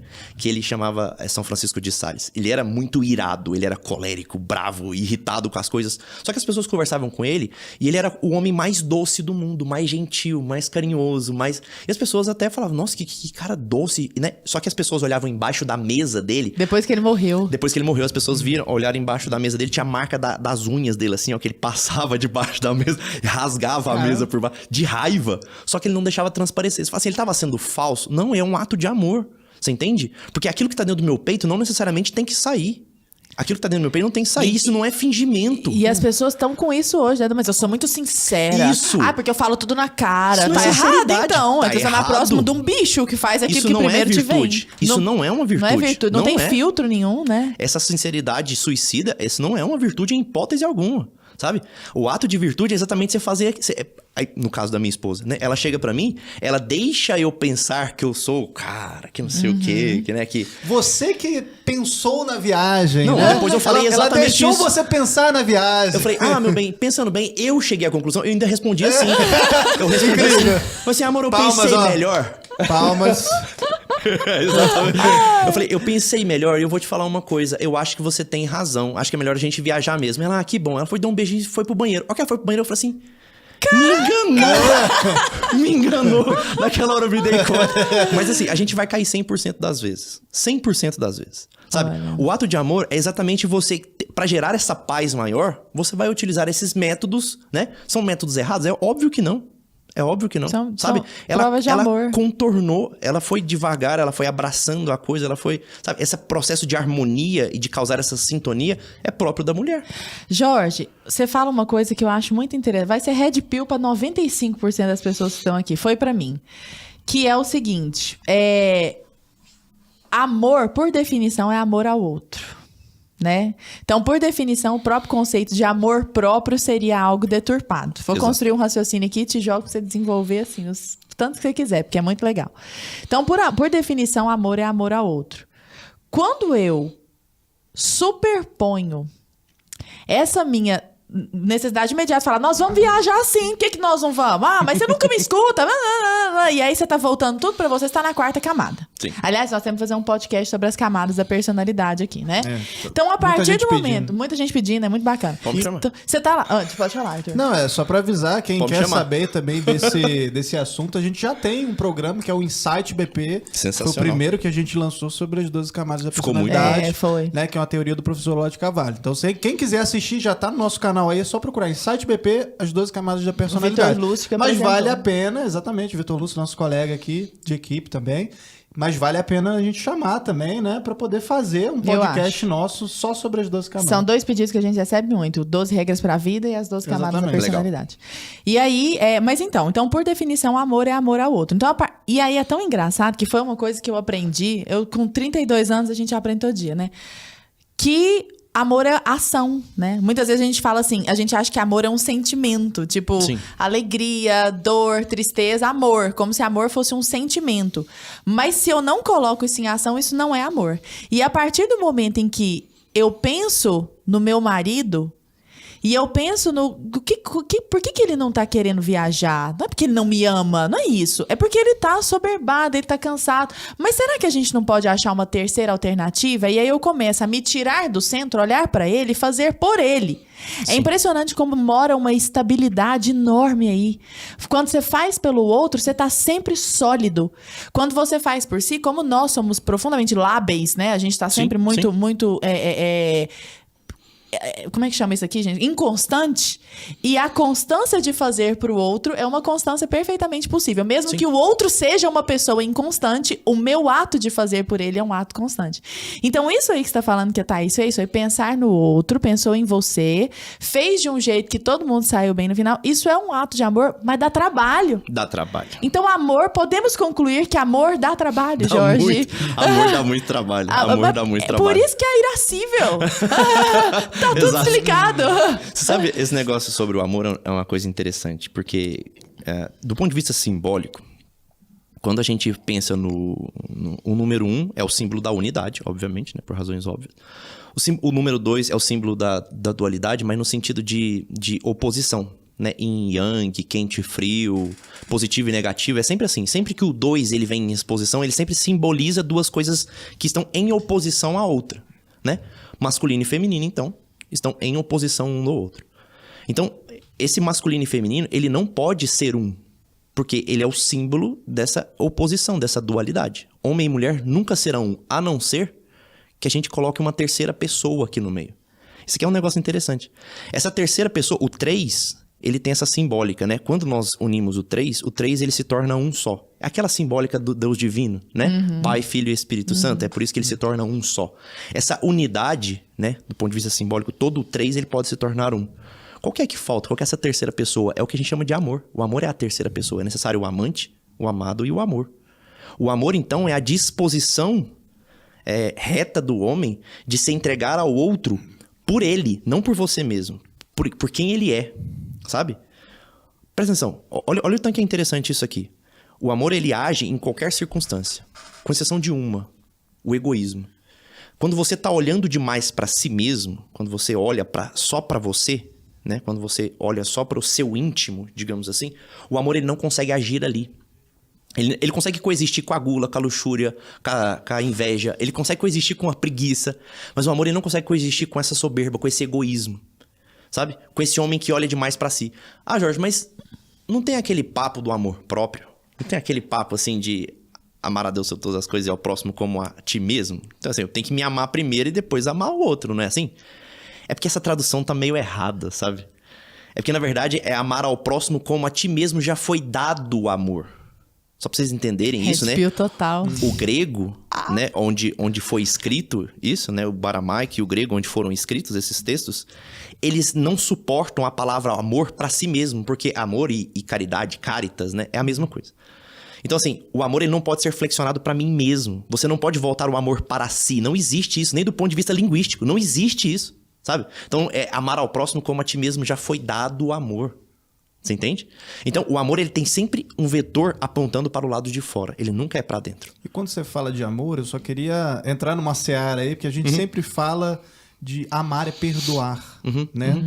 E aí, esse ponto eu acho que também gera uma polêmica, também gera debates aí, porque até que ponto, né, eu devo perdoar alguém? Como é que funciona essa questão da traição com isso? Pô, a gente pensa, sei lá, num casamento, né, cristão, na igreja e tal, né? E a gente vê, inclusive, tem vários influencers também que falam isso na internet, no Instagram e tal. E aí sempre tem aquelas perguntas, parece até umas perguntas meio quarta camada, assim, mas eu acho que é importante a gente perguntar também, saber, né? Falar, e se seu marido te trair? Sim. Sei lá, ou se sua esposa te trair, você vai perdoar? E aí tem aquelas respostas assim, tipo, ai, claro que sim, porque nós somos um só porque nos casamos. Como é que funciona isso? É tão simples, que fica parecendo uma banalidade às vezes, entendeu? E como é que funciona essa questão do perdão? E para complementar a pergunta do Arthur, para tornar a coisa ainda mais difícil, nós sabemos que socialmente a traição é vista de uma maneira muito pejorativa. Sim. Então o cara é o corno, o cara é o chifrudo, a mulher é a puta, é a rodada, ou então a mulher é a chifruda. Esses são sempre nomes muito pejorativos. Sim. E que humilham muito a pessoa. Sim. Principalmente o homem. A mulher ainda tem uma aura, assim, dependendo do meio no qual ela vive, né? Ela ainda tem uma aura mais santa, assim, sabe? Ela foi traída, coitada. O cara é sempre o corno, o chifrudo, assim, tem sempre uma humilhação muito grande. Mas a mulher também sim, passa por muita humilhação. Principalmente hoje, em que os papéis assim, estão muito iguais e tal. Então, a gente tem muito isso. Então, considerando-se isso, né, de que amor é esse amor incondicional, e se o outro pisar na bola. Teoricamente, o amor deve suplantar e curar isso. Mas nessa sociedade, Jorge, como que é essa questão do perdão? Presta atenção. Isso aqui é interessante. Eu vou falar uma frase meio polêmica e depois eu vou construir pra vocês entenderem o que eu tô falando. Mas toda traição, ela encerra o casamento. Ou a relação, tá tendo um namoro, casamento, noivado, qualquer que seja a relação, teve a traição, acabou. O casamento acaba ali. Porque foi a palavra dada que foi desfeita, sabe? A palavra dada que foi desfeita. Independentemente se vai continuar a relação? Independente. Acabou ali naquele exato momento. Se as pessoas entendessem isso, eles entenderiam que não existe simplesmente um perdão. Perdoar uma traição não resolve nada. Perdoar a traição, na verdade, é o primeiro passo. Você fala assim, beleza, o que é perdoar a traição? Eu vou tentar entender que tudo isso que aconteceu teve um motivo, um porquê, né? Teve as suas circunstâncias, os seus desenrolares. E a partir dali, a gente vai tentar reconstruir uma relação totalmente nova. Sabe? Você tem que recomeçar o negócio do zero. Você tem que recomeçar um casamento novo. É possível resgatar um relacionamento após uma traição? Como é que resgata um casamento? Porque, pô, é uma história... Acho que é uma das histórias mais comuns do Brasil, assim. Sim. A gente tem casos... Na minha família tem casos. Na família acho que todo mundo que eu conheço tem algum caso, assim, né? Então, como passar, como transpor essa situação? É possível? Depende do caso? É muito caso a caso? Como é que funciona? Geralmente eu falo o seguinte. É possível quando tem o amor. Quando tem essa terceira pessoa.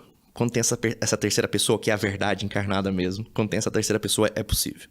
Porque, entende o seguinte. O ser humano, ele desenvolve um relacionamento em 3 passos. O primeiro passo é o desejo. O segundo passo é o afeto. O terceiro passo é o amor. Do ponto de vista simbólico. O primeiro passo é o desejo. O que modula o desejo? É o nosso imaginário. Lembra que eu falei do imaginário? Por que é que tem homem que gosta de loiro e homem que gosta de moreno? Tem homem que gosta de bunduda, tem homem que gosta mais da peituda, da alta, da baixinha. Por que tem essas diferenças? Porque a gente foi criado formando um imaginário de uma certa forma.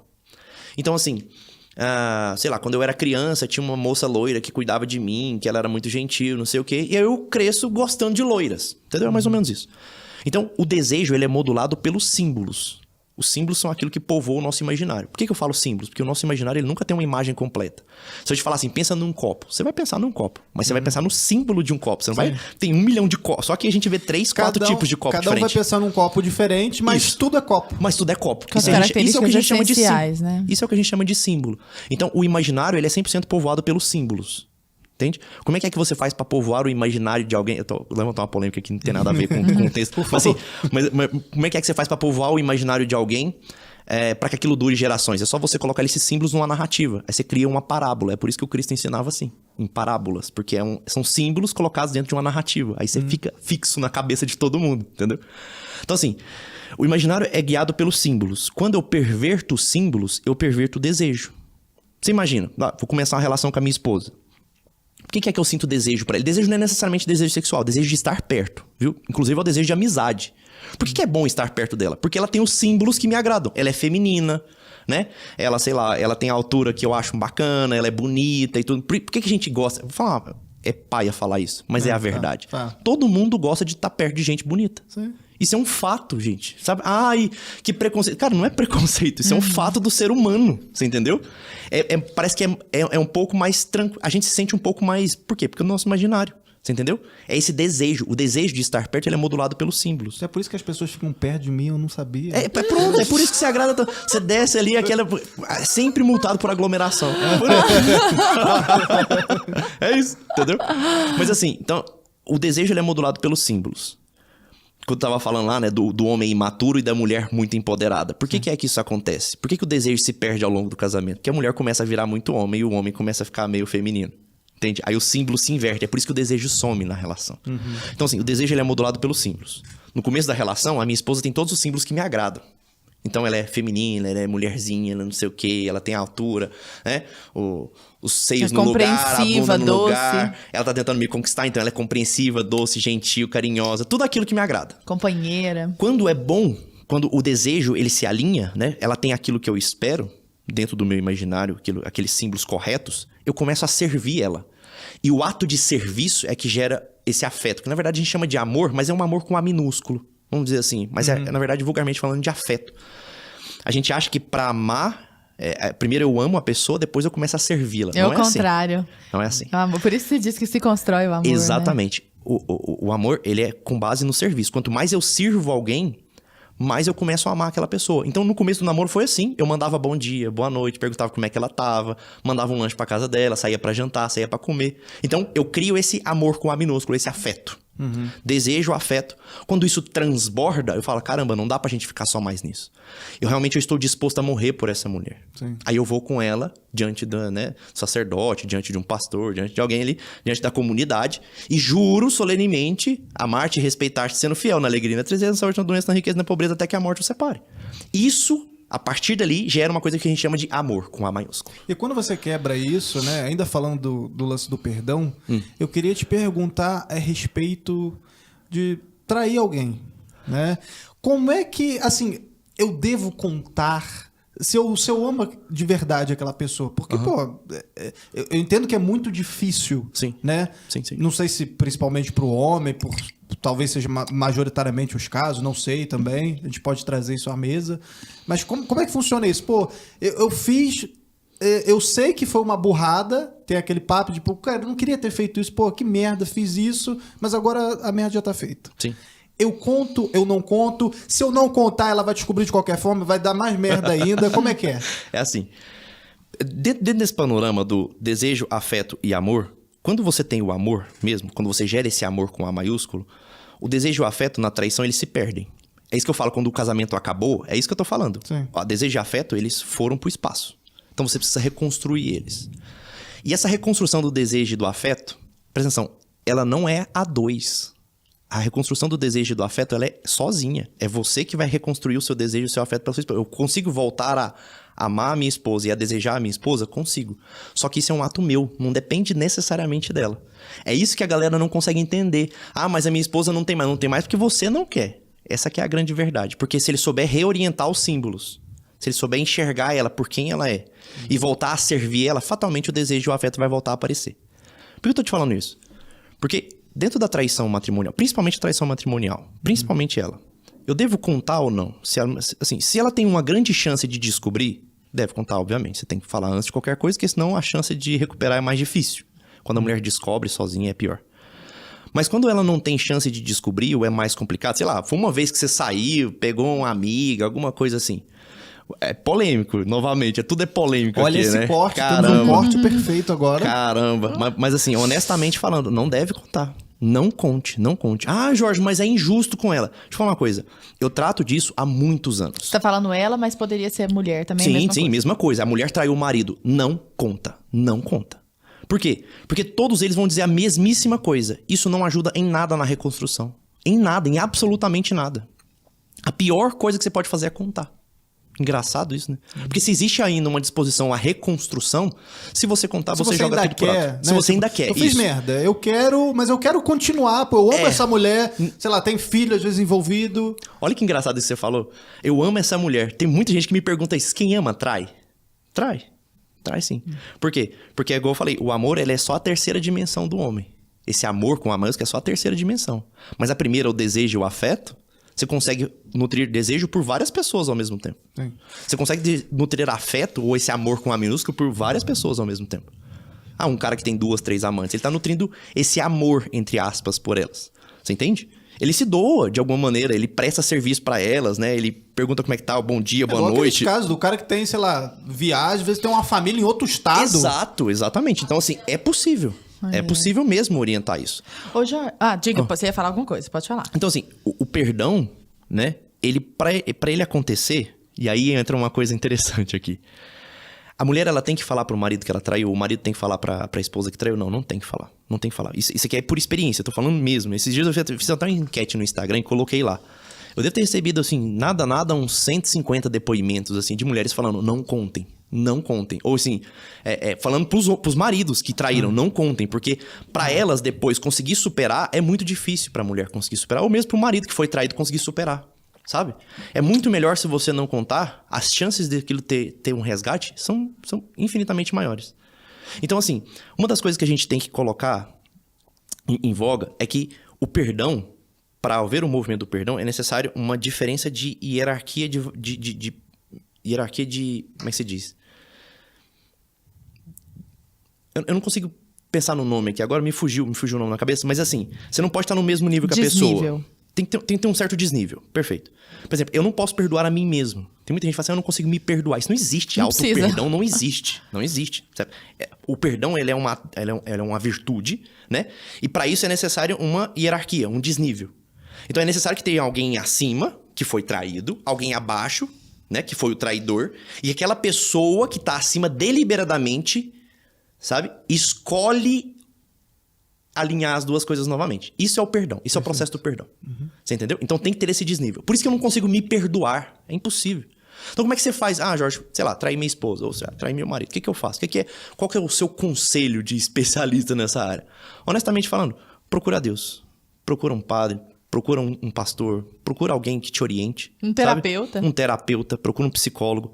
Se confessa. Porque esse movimento... É necessário um movimento de confissão. É necessário um movimento de confissão. De olhar pra Confessar o si. teu erro. Sim, Exatamente. sim. Porque assim... E de externalizar isso, né? Colocar pra fora. Porque você fica ali, ai, errei, e não sei o quê. Só que se você não Tem que joga falar. pro mundo, né? Tem que falar. Só esse negócio assim, eu só fui lá na igreja e pedi perdão. Não é esse pedir perdão. Você tem que falar com alguém. É colocar do lado de fora. É escutar a tua voz confessando isso.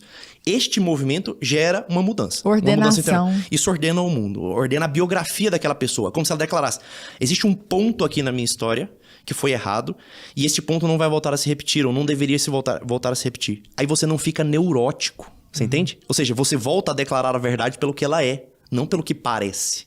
Pronto, você resolve.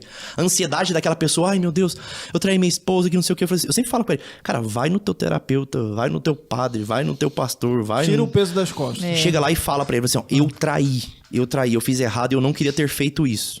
Sabe? Beleza, ok. A partir dali você consegue reconstruir. É impressionante o poder, não é porque eu sou professora de português, não, mas eu fico encantada, assim, o poder da palavra. Ah, sim. A palavra tem um poder muito grande. É tão grande que é o Evangelho de São João, né? No princípio era o verbo e o verbo se fez carne. Então, tipo assim, esse poder de ordenação que a palavra tem. Muitas vezes a gente acha que se nós mantivermos essa palavra intramente, né? Se ela ficar aqui... ela já está ordenando a minha vida, se eu estiver pensando, mas não é verdade. Colocar a palavra, dizer a palavra, é um movimento de ordem. Exato. E pode ser um movimento de desordem. Pode ser. Então, eu já até busco, puxo para o próximo ponto aqui interessante, apesar de que eu acho interessante a gente voltar nessa questão do perdão, tem um aspecto aqui que eu gostaria também de abordar, que eu gostaria de que você abordasse, na verdade. Se a palavra gera ordem ou a palavra gera caos, se a palavra é tão poderosa, se a palavra tá falando, desce a raba até o chão, pega toda, sair pra trair meu namorado, vou beijar, vou não sei o quê, e essa é a referência da maioria das pessoas hoje, o que eu percebo, Jorge, é assim, ó, a gente tá vendo hoje, por exemplo, alguns casais. Nós falávamos aqui antes do podcast. Não sei se você acompanhou o caso da Andressa Urach. Você acompanhou? A Andressa Urach, aquela moça que quase morreu fazendo cirurgia, Sim, virou sim. evangélica. Aí ela se casou. Só que ela teve, parece... Eu não sei o que foi, mas parece que ela deu um surto, assim. E aí ela saiu, parece que foi pra um prostíbulo. E o marido foi lá buscar ela lá dentro. E aí eles se reconciliaram e eles estão bem. Sim. Mesmo movimento... Assim, parece que estão, não sei. Mas estou pegando casos famosos recentes. Mas a gente poderia ficar aqui infinitamente falando isso. Sim. Aconteceu isso com o Whindersson Nunes recentemente. Sim. Parece que ele começou a voltar com a moça, com a Luísa Sonza, depois de terem passado por todo aquele caso. E aí é muito engraçado como nós não temos mais essas referências de pessoas que olham pro perdão como um ato de nobreza. Sim. A gente olha pro perdão como um ato de fraqueza. Exato. Então tem muita gente que tá vendo esse movimento do Whindersson Nunes, desse marido que foi lá atrás da Andressa Urach, de tantos outros casos, como movimentos de fraqueza. Sim. Então, me parece... Forte mesmo é desce a raba no chão, beber todas, pegar geral. Isso é muito forte, né? Então, me parece que nós estamos completamente sem referência. Completamente. Eu imagino que quem esteja ouvindo isso aqui até pela primeira vez, até conta aí no chat. Talvez esteja ouvindo todas essas coisas pela primeira vez, sabe? Sim. Assim, ouvindo todo esse papo de a nobreza do perdão, de não existe amor próprio, de amor é sempre um ato de servidão ao outro, né? Não existe amor sem sacrifício. A gente já escutou tanto o padre nosso falando. Não existe amor sem sacrifício. Cola na geladeira. Não existe amor sem sacrifício. Exato. Vai dar trabalho, mas vai ser muito mais recompensador. Por isso que as pessoas têm filho, né? Exato. Dá um trabalho do cão, mas recompensa muito mais. E falta referência hoje, Jorge, mesmo, Falta. de homens, mulheres buscando virtudes. Como é que você vê isso hoje, esse caos? É assim, o que acontece? No mundo que a gente vive hoje, pegando aquele gancho que eu tinha falado da desconstrução do Hegel, a dialética do Hegel é assim, pega tudo aquilo que de positivo a gente tem, destrói, cria um caos sobre aquilo e vamos esperar que daquilo nasça algo revelador e reestruturador. É mais ou menos isso. Então, você inverte os valores pra ver o que isso gera. Sabe? É uma tentativa e erro, é um negócio meio bizarro. É mais ou menos isso. Eu acho que é isso, né? Porque ninguém entende mesmo o que ele fala. Mas, assim, por que eu tô te falando disso? Porque é isso que a gente tá tentando fazer hoje, né? Se a gente for parar pra pensar, a nossa sociedade tá tentando fazer isso. Ela tá tentando inverter os valores e ver se dá certo, e ver se funciona. Vamos transformar homem em mulher, mulher em homem. Vamos desconstruir até personagens, as princesas da Disney, essas coisas todas. Que agora não pode mais ser princesa. Exato. Agora, sei lá, a fada madrinha Princesa. tem que ser um homem. Essas coisas, assim, que... Você entende? Então, assim, por que isso é tão grave? Novamente, voltando àquele assunto da neurose. Lembra, todas as patologias psiquiátricas, todas elas têm como fundo a neurose, que é a negativa da verdade. Você olha pra verdade, pra realidade do mundo, pra aquelas coisas que são, e você não consegue declarar que elas são. Você perverte ela. Esse negócio, levantar a raba no chão, não sei o que, essas coisas. Cara, isso não é praticável, ninguém consegue viver disso. Ninguém consegue viver, por exemplo, da pornografia que a gente comentou, ninguém consegue ter sexo todos os dias daquele jeito. Aquilo é impraticável. Ninguém conseguiria todos os dias ter um sexo com a sua esposa, aquele sexo performático que a gente vê em filme pornô. Ninguém conseguiria isso. Isso é irreal, tá fora da realidade. Você entende? Gera a neurose, gera ansiedade, gera depressão, gera estresse, gera tudo isso. E aí, o que é o problema? Diante dessa sociedade desconstruída, dessa sociedade relativizada, a gente não consegue mais argumentar. Isso aqui é o principal, você falou da questão da linguagem. A linguagem, ela perdeu força porque também ela foi relativizada, né? Haja vista a linguagem neutra, entre essas coisas. Então, assim, até ela foi relativizada e deturpada. Então, a gente não tem mais o poder de palavra. A gente não consegue mais convencer pela argumentação lógica. Por quê? Porque eles destruíram a própria lógica. Você entende? Eu olho pra uma realidade que não faz o menor sentido e falo, não, mas isso é bom. Fala, cara, sei lá... Você tá vivendo com 3 mulheres, isso não pode ser bom. Não, mas eu acho bom, eu acho gostoso e elas também acham, então é bom. É a minha verdade. É a minha verdade. Elas concordam com isso. Isso, né? elas concordam, então tá tudo bem. Você fala, caramba, tem alguma coisa de muito errado aqui, você entende? Esta perversão tira da gente a possibilidade de argumentar. O que só sobra uma última coisa, o testemunho de famílias verdadeiras.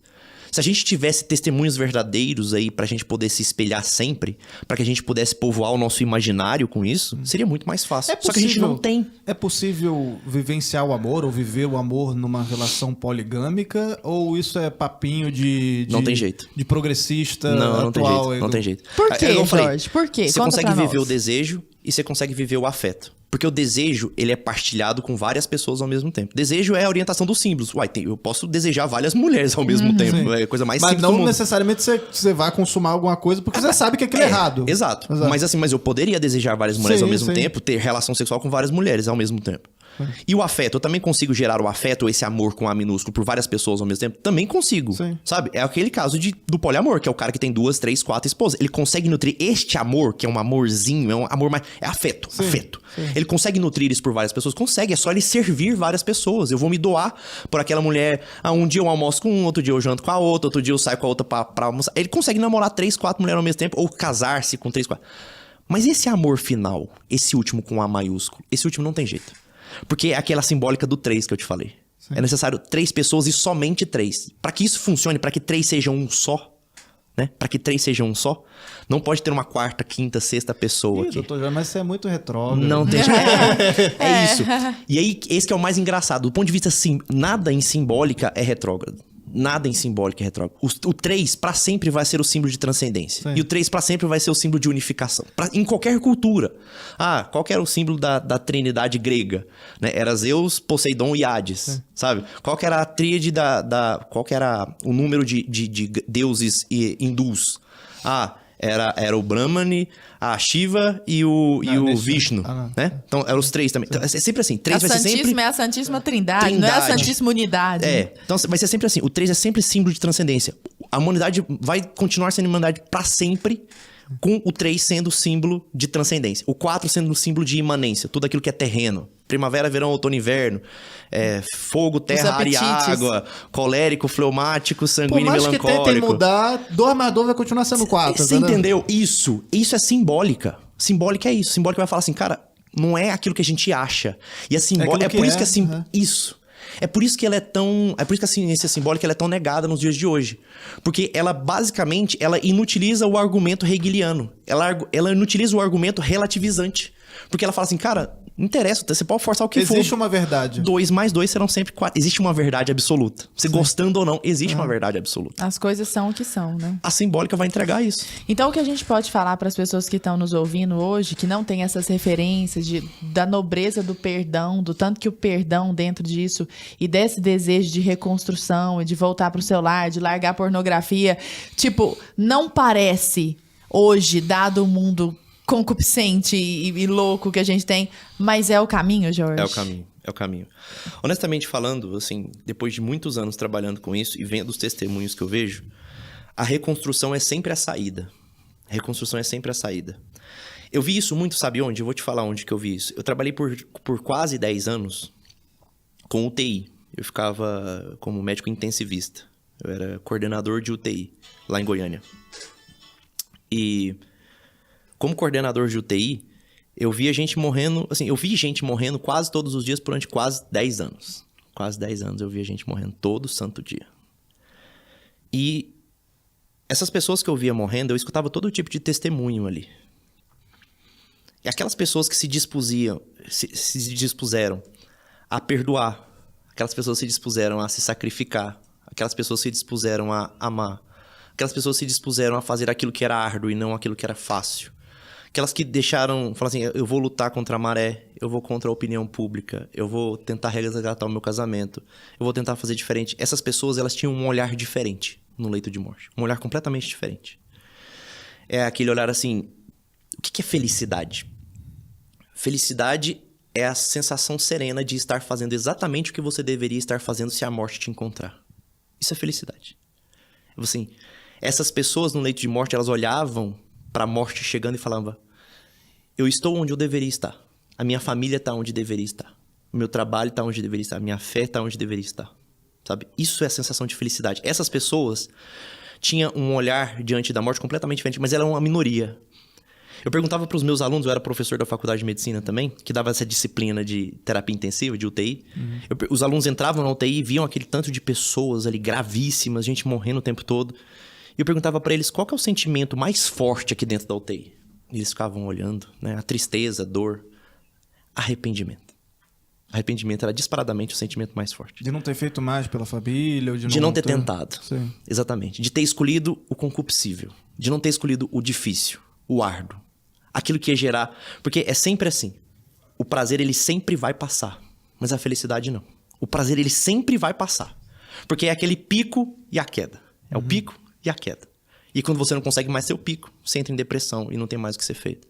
A felicidade é aquele que ele sobe devagarzinho, sereno, calmo, tranquilo, e vai completando o ser humano. Vai dando substância a ele, a história dele. Vai inundando, vai preenchendo a pessoa, né? Isso é felicidade. Isso Que é felicidade. sensacional. O movimento de perdão de uma traição gera felicidade. Sempre gera. Não um perdão, assim, deliberado, como eu falei. Aquele perdão... O perdão é só o primeiro passo. O perdão é, beleza, daqui pra trás não...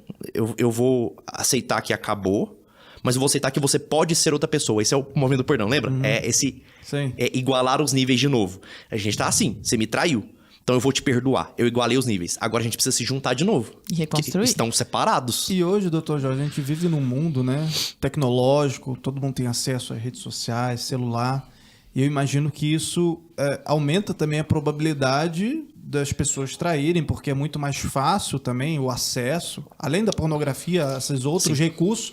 Pô, antigamente, sei lá, pra você sair com uma pessoa de um outro estado, você conhecer a pessoa do outro estado. Agora é só curtir uma foto de 2013. Agora, exato, no Instagram, curtiu 3 fotos, já era. Já deu match. Exato. E aí, o engraçado, assim, eu queria te perguntar a respeito de celular mesmo, dessas relações e tal, porque a gente tava falando de fidelidade, né? Hoje tem aquela coisa de, o meu marido, a minha esposa precisa ter todas as minhas senhas de tudo, porque isso é a sensação de confiança, ou tipo, se eu confio em você, por que não eu vou te dar todas as senhas das minhas redes sociais, de tudo que eu faço, porque senão eu estaria escondendo, não tenho nada a esconder. Mas será mesmo que... Eu quero entender qual que é essa dinâmica, assim. Será que isso É fidelidade? Será que não é? Tem casal que funciona assim, tem casal que... Ah, não, eu não preciso ver porque eu confio. Como é que é? Como é que se dá isso? Isso tem muito... Tem regra?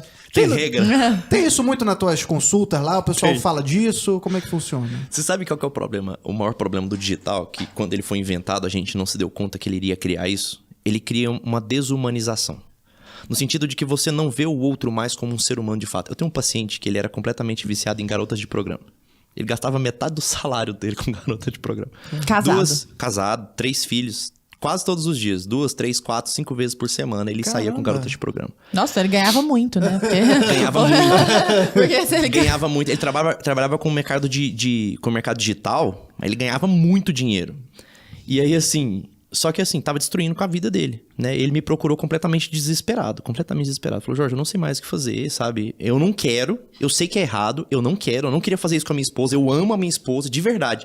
Mas quando eu vejo, eu já tô lá há 2 horas rolando o site de garota de programa. Aí eu clico em uma, marco, e depois eu falo, já tá marcado, eu vou lá, encontro com ela e pronto. E o tratamento que eu propus pra ele foi assim, interessante, porque... Mesmo que ele visse ela pessoalmente, toda a relação que ele tinha com ele era uma relação falsa, uma relação virtual. Conversava por mensagem, por WhatsApp. Não tinha uma relação de humanidade, de fato. Então eu falei pra ele, você vai fazer o seguinte, você vai continuar contratando as suas prostitutas aí, do jeitinho que você tá fazendo. Só que a hora que você chegar lá, antes dela começar a arrancar a roupa, faz o seguinte... Tu vai perguntar pra ela se ela é casada, se ela já foi casada, se ela tem filhos, se ela estuda, como é que ela paga as contas dela. Humaniza se ela a trabalha relação. com alguma coisa. Pergunta pra ela como é que tá sendo a vida dela. Resultado, hoje ele ainda contrata prostituta ainda 1, 2 vezes por mês. Mas ele contrata, sai com ela, senta e vai conversar. Eles não fazem absolutamente nada. Inclusive ele perguntou pra mim, ele falou, doutor, é errado, é pecado eu fazer isso? Eu falei assim, olha... Você tá fazendo isso comigo, né? Você tá pagando pra falar comigo também. Eu sou um puto. Você tá me tratando meio como puto. Acho que não é errado, não. Acho que não Você seja só errado. mudou o olhar ali, né? Exato. Mas assim, ele marca com ela só pra, de fato, é uma terapia pra ele. Sabe? Ele não faz absolutamente nada mais. Mas nada, ele nada, percebeu nada. que tava faltando em casa? Ele percebeu. Mas só depois que ele começou a humanizar as coisas. Quando a gente traz esse senso de humanização, muda completamente. Quando você fala assim, cara, presta atenção. Tá vendo esse vídeo pornô que você tá assistindo? Pensa que essa mulher, ela tá fingindo. Pensa que essa mulher que tá ali, cara, ela tem filho. 99% dos orgasmos são fingidos, inclusive. 99,9% é tudo fingido. Cara, as mulheres estão sentindo... Tem um seriado na Netflix, eu acho, se não me engano, que ele chama Hot Girls Wanted. Hot Girls Wanted. Nossa, obrigado. é deprimente. Uma vez eu quase acabei com um casamento por conta disso, né? Eu peguei e falei assistam Hot Girls Wanted pra combater não sei o que. E a esposa pegou lá Hot Girls Wanted do marido assistindo. Ela falou, que não sei o que você falou pro meu marido assistir. Eu falei assim, assiste junto. O negócio tá falando contra a pornografia, não é um favor, não, assiste. É bem chocante aquele documentário. Mas é chocante. Assim, por que é que eu tô falando isso? Porque quando a gente começa a humanizar a coisa, quando você começa a olhar que de fato é um ser humano que tá ali, a coisa muda de figura. O virtual, ele entrega essa falsa imagem de que aquilo não é real. Sabe? Mas no fundo, são seres humanos que estão ali. Então quando você pergunta assim, o meio digital, ele interfere? Interfere. Hoje o celular é o principal responsável pelas traições, é disparadamente o celular. Principal meio, né? Principal meio, disparadamente é o celular. Então assim, você quer ter um relacionamento consistente? Eu sempre falo isso. Você quer ter um relacionamento consistente de verdade, assim, sem sacanagem. Sem sacanagem. Porque a maioria já sabe que tá errado. Ele já sabe que tá errando, então ele não vai aceitar. A maioria dos maridos que estiver escutando isso aqui e que sabe que tá errado, ele vai falar, isso é besteira. Ele vai tentar arrumar o argumento que for necessário. Mas não existe senha de celular entre marido e mulher. Não pode existir. Cara, você partilha a cama. Você não vai partilhar a senha do teu celular. Não, e isso não significa que um fique bisbilhotando o tempo inteiro. A minha esposa... Eu acabei de entregar o meu celular pra ela ali agora. Minha esposa sabe as minhas senhas todas. Minhas redes sociais são todas logadas no celular dela. E ela não olha absolutamente nada. É isso. Eu também com meu marido. Mas eu não olho nada. E eu acho que ele não olha porque não precisa. Não faz sentido. Mas se precisar, tá ali, entendeu? Isso. Cara, é seu marido, Você falou sua perfeito. esposa. Esse negócio de bisbilhotar é altamente errado. Altamente errado. Mas o ato de esconder a senha também é mais errado ainda, sabe? Assim, você quer reconstruir o seu casamento? Essa é a primeira coisa que eu falo, né? O casal me procura, geralmente eu faço muita terapia com os dois ao mesmo tempo. Primeira coisa que eu falo assim, olha, é o seguinte, desbloqueia teu celular aí. E geralmente eu falo assim, você vai desbloquear o seu celular, vai lá e apaga tudo que você tem que apagar, porque eu sei que você tem que apagar. Então vai lá e apaga tudo que você tem pra apagar primeiro. Resolve. Vocês estão tentando reconstruir. Nossa, já a primeira consulta já dá uma porrada na cara. Eu já chego... O cara não eu volta já mais. chego O cara com volta o pé não, nos né? peitos. Eu já chego com o pé nos peitos. Rimos muito, ele nunca mais voltou. Então assim, eu já chego no grave com Rimos ele. muito, só pagou a primeira consulta. Só foi a primeira, não voltou mais.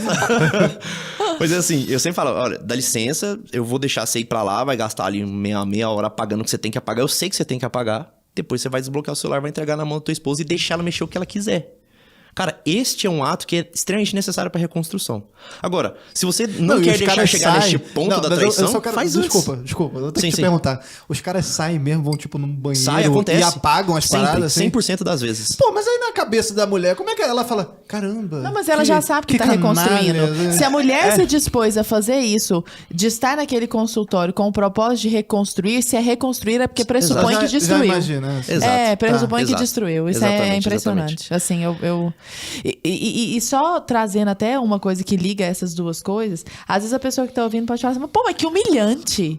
Que coisa mais humilhante, esperar o marido ir ao banheiro pra apagar as coisas. E aí a gente falava disso um pouco antes, né? Eu achei isso muito lindo, assim. Eu falei, eu preciso levar isso pro podcast. Que é qual que é a origem da palavra humilhação e da palavra humildade, que foi até a partir de algo que você falou. Você falou por cima, eu fui lá e falei, nossa, que massa isso, deixa eu entender. E as duas palavras vêm do latim humiliare, que significam rebaixar. Então, tanto humildade como humilhação vem de rebaixar. Só que aí que vem a coisa mais linda. Humilhar é o que a gente chama de radical, mas a raiz da palavra, que é aquela palavra mais primitiva de todas, é aquela que deu origem, é de humus, que significa terra. Terra. Então, se eu pego a palavra humildade nada mais é do que um ato de se rebaixar até chegar à terra, que é de onde podem sair Exatamente. os frutos, né? Exatamente. Então, a fronteira entre humildade e humilhação, entre o perdão da traição, é uma humilhação ou é um ato de humildade? Esperar o marido ir ao banheiro para pagar esse tanto de coisa, é um ato de humilhação ou é um ato de humildade? Qual que é a fronteira dos dois, Jorge? Lembra que eu falei do egoísmo e do amor? É exatamente isso. Quando você faz por egoísmo, é humilhação. Quando você faz olhando pra você, vai ser sempre humilhação. A pessoa sempre vai se sentir humilhada. Mas quando ela tá olhando pro outro, ela tá amando, vai ser sempre humildade.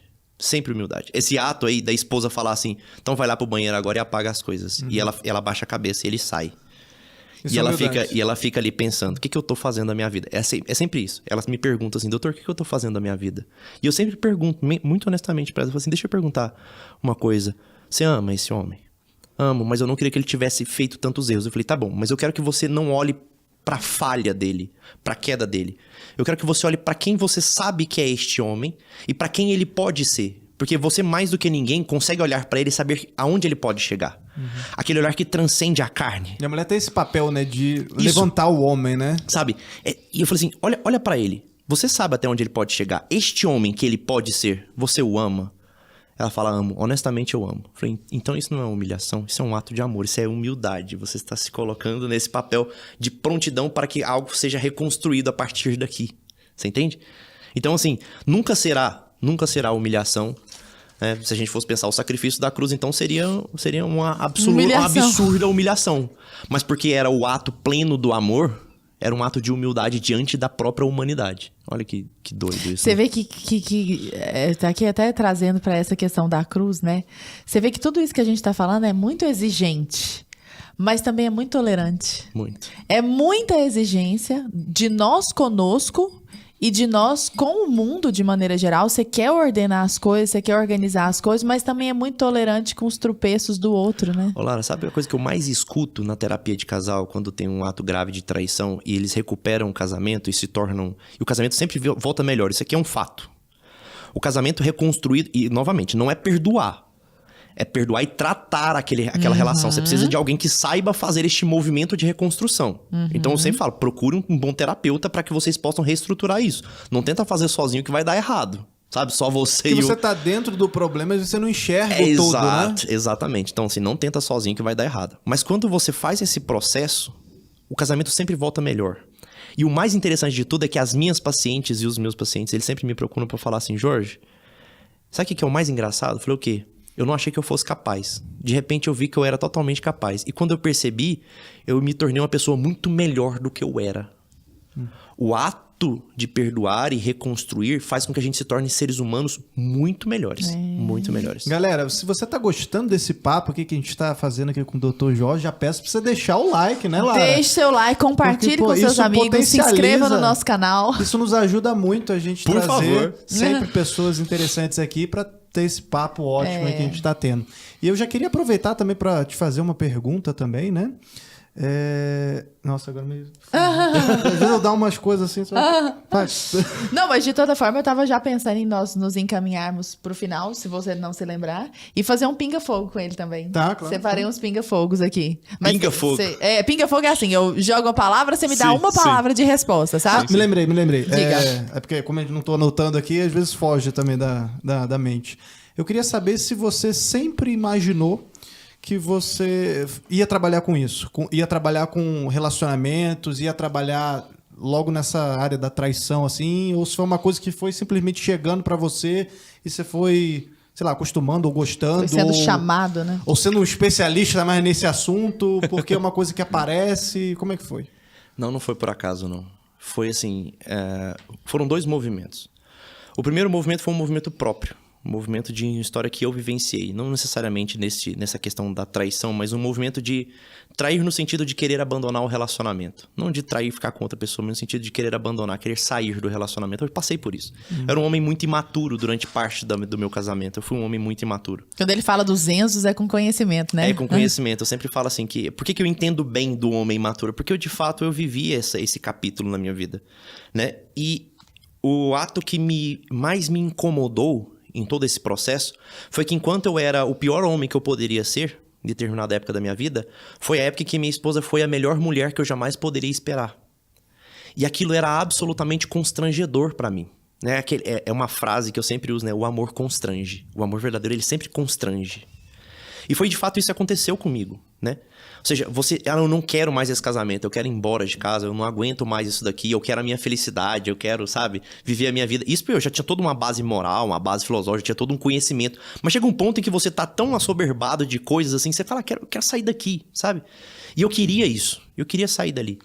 E foi engraçado como a minha esposa, durante todo esse período, ela falou, eu não vou desistir, independente do que aconteça, eu não vou desistir, sabe? E até gravei uma aula com ela esses dias pra trás. Eu falei que é como se o ato de amor dela verdadeiro, que é esse amor com A maiúsculo. Não tem como ser um ato desconfigurado da cruz. Tem que ser esse amor maiúsculo, essa terceira pessoa. Ela se configura a este Cristo, entende? Quando ela se configura a esta verdade absoluta, a essa bondade absoluta, a essa beleza absoluta, quando ela se configura a isso, constrange no nível que você não consegue explicar. Foi o que aconteceu comigo. Eu olhava pra aquele movimento dela e falava, cara, por que você não desiste? Sim. Sabe por que você não desiste? Não, pior é que eu conheço a história, eu tô emocionado de novo. Eu já sei disso. E ela falou, eu não vou desistir, sabe? Eu falo que... É a frase que eu usei, né? A minha esposa, ela me obrigou ao amor. Ela literalmente me obrigou ao amor. Sabe? No ato de constranger... Eu também fico emocionado. É muito linda essa lenço, história. por favor. Um lenço, por favor. Olha só! A coisa mais linda do mundo! Ai, tá. Ela literalmente, ela me obrigou a esse amor, sabe? E depois que eu vivenciei tudo isso na carne, eu falei, as pessoas estão fazendo isso errado. As pessoas estão entendendo isso errado, né?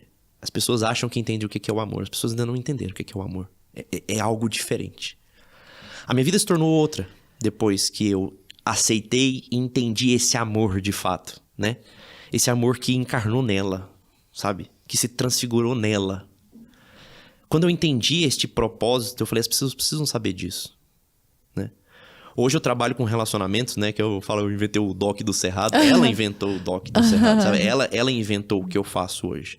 Claro que depois disso eu fui buscar tudo do ponto de vista científico que provasse esses argumentos que eu vivi. Falei, cara, alguma coisa aconteceu comigo e eu preciso provar que isso existe. Porque como que acontece comigo? Eu não entendi aquele movimento. A psicologia moderna não conseguia explicar. Sabe? A psiquiatria moderna não conseguia explicar. Falei, cara, como? Primeiro, como era possível o movimento que ela fazer o que ela fez. Depois, como era possível aquilo gerar aquilo que gerou dentro do meu peito. Falei, isso tem alguma coisa ali que eu não consegui entender. E eu fui atrás disso. E ao ir atrás disso, eu percebi que era a maior dor de todo mundo. Hoje, a gente sente dor por um monte de coisas. Financeiras, políticas, existenciais. Mas o fundamento mesmo da dor humana hoje, se a gente fosse pegar a maior dor do ser humano, é a dor dentro dos relacionamentos. Essa é a dor da falta de não saber amar e não ser amado. Esta é a dor mais profunda de todas. Tanto que eu comecei a falar, né, sobre isso no Instagram e cresci muito rapidamente porque as pessoas estão sedentas por isso. As pessoas querem escutar sobre o amor. As pessoas querem ter uma coisa, um fruto que só o amor é capaz de gerar. Uma coisa chamada esperança. Só o amor é capaz de gerar. Dá licença aqui, porque... Não, você falou de verdade. É muito profundo, é muito profundo. Me deu vontade de chorar de novo. Para, que a gente é sanguíneo. Sem zoeira, não. Não, eu sei que é sem zoeira, porra. E o pior é que a pessoa que tá assistindo aí do outro lado da tela deve estar assim, que é isso, gente? É porque vocês não estão aqui, tá? Ao vivo o negócio é diferente. Onde que te acham, Doc do Cerrado, pra escutar mais disso? No Instagram. Qual que é seu Instagram? Estamos ao vivo. Instagram é @drjorge.rodrigues. drjorge.rodrigues. Pronto, tô aí desde fevereiro aí no mercado. Não, desde fevereiro já tá com não sei quantos mil seguidores. Foi tão rápido, né, Jorge? Foi. É isso que eu falei, né? A dor das pessoas é muito grande. É a dor das pessoas, tá, né? Dando um soco na dor da pessoa. E isso aqui é uma coisa engraçada, só fazer um comentário aqui. Mas a pessoa que é traída, a pessoa que tem um problema... Às vezes não é traição de sexo ou outra coisa assim, mas é traída por exemplo, meu marido tem problemas graves com pornografia, meu marido é muito imaturo, meu marido quis sair de casa por problemas financeiros. As pessoas que passam por esses problemas, elas querem escutar que tem solução, mas não tem ninguém falando que é possível solucionar isso. Elas querem escutar, falar assim, Jorge, tá, eu entendi que o marido traía muito ruim e tal, mas é que eu queria reestruturar, eu queria meu casamento de volta, mesmo ele tendo feito o que ele fez, só que não tem ninguém falando, olha, se você se esforçar, tem como trazer ele de volta. Eu tenho um testemunho de uma paciente que esses dias me mandou, eles ficaram 5 anos divorciados. 5 anos. 5 anos divorciados. E depois de 5 anos eles voltaram e vão se casar agora. Porque eles eram meio juntados, vão casar de novo, né? Vão se casar de novo. Assim, é possível, é possível. A nossa narrativa, ela precisa desse movimento autêntico do amor, né? Só isso é capaz de dar esperança ao homem. Só isso. Não, tô contigo. Pode falar. Pode falar aí que eu tô de boa já. Ai, achei que o Pinga Fogo agora, só pra gente finalizar, então. Pronto. Então, o pessoal te acha no Instagram, não é só no Instagram, mentira, tem YouTube também, sim, faz a propaganda direito. É verdade. Qual que é o YouTube, Jorge? É Dr. Jorge Rodrigues. Tem curso também? Quais são os cursos, tem Jorge? Curso. Eu tenho um curso sobre temperamentos e relacionamentos, que eu falo sobre as 7 linguagens do amor. Não são 5, são 7. Não, falo sobre o ponto de vista simbólico lá. São 7 linguagens do amor, amado. Correlaciono com os temperamentos, ensino tudo lá. Tem um curso que chama o Manual de Sobrevivência do Relacionamento. Que deve ter tudo a ver com isso. Exatamente. Tem 100% que isso que a gente falou aqui hoje. E tem uma imersão que eu vou fazer agora esse final de semana, inclusive. Mas ela vai ser gravada? Ela vai ser gravada. Ela vai ser gravada depois? Uhum. Ai, que ótimo. Até que a morte os separe. Nossa, eu não sabia desse nome. Até que a morte os separe. É uma formação principalmente assim para casamentos que estão desfeitos ou se desfazendo. Ou para terapeutas que querem ajudar outros casais. Eles não sabem. Hoje eu fiz uma enquete rápida assim com os meus seguidores, né? Os psiquiatras, os psicólogos e os terapeutas hoje que tratam casais, eles não sabem como resolver essas questões. Eles não sabem mesmo como resolver essas questões. Então, assim, eles precisam também de formação. Sim, que bom que você tá aí pra dar, né, essa formação. Jorge, vamos lá então. Pra nós nos despedirmos. Tem mais algum recado que você queira passar? Não. Fechou? Não, é que eu amo a minha esposa. Meu coração. Você sabe que eu vou fazer mais um filho nela essa semana. Meu Deus do céu! Não sei se eu queria ter ouvido isso. Mas é tão engraçado isso. A gente tem que fazer um podcast sobre isso um dia. Ai, meu Deus, não paro de falar um pouco. Vou terminar. Calma, vou fazer o Pinga Fogo. Aguenta aí. Mas nós temos que fazer um podcast sobre isso. Sobre o amor com a esposa e o amor com os filhos. Porque a gente acha que os filhos estão acima do marido da esposa, e não é. Na verdade, a base... Nós temos que fazer um podcast sobre isso. Quem quer um podcast sobre isso? Alguém quer isso? Comenta no chat. Pronto. Isso é verdade. O amor ao marido, ao cônjuge, tem que estar acima do amor aos filhos. Os filhos são... Red Pill atrás de Red Pill, né? E falando em Red Pill, a gente tem o nosso programa, que é o Red Pill, né? Que é todo sábado às 20 horas. É um cinecast, então a gente fala sobre cinema, sobre assuntos relacionados a filmes, a cultura pop e tal.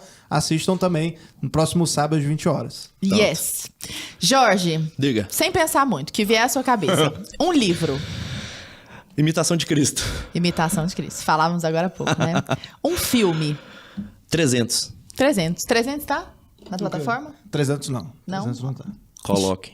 Eu acho 300 aquela primeira parte do filme ali um tratado de simbólica homem e mulher, né? A mulher é aquela mulher que sabe ser submissa ao marido, mas ela não é frágil. É de frágil, ela não tem nada. Entendeu? Maravilha. Uma esperança. O amor. Com amor.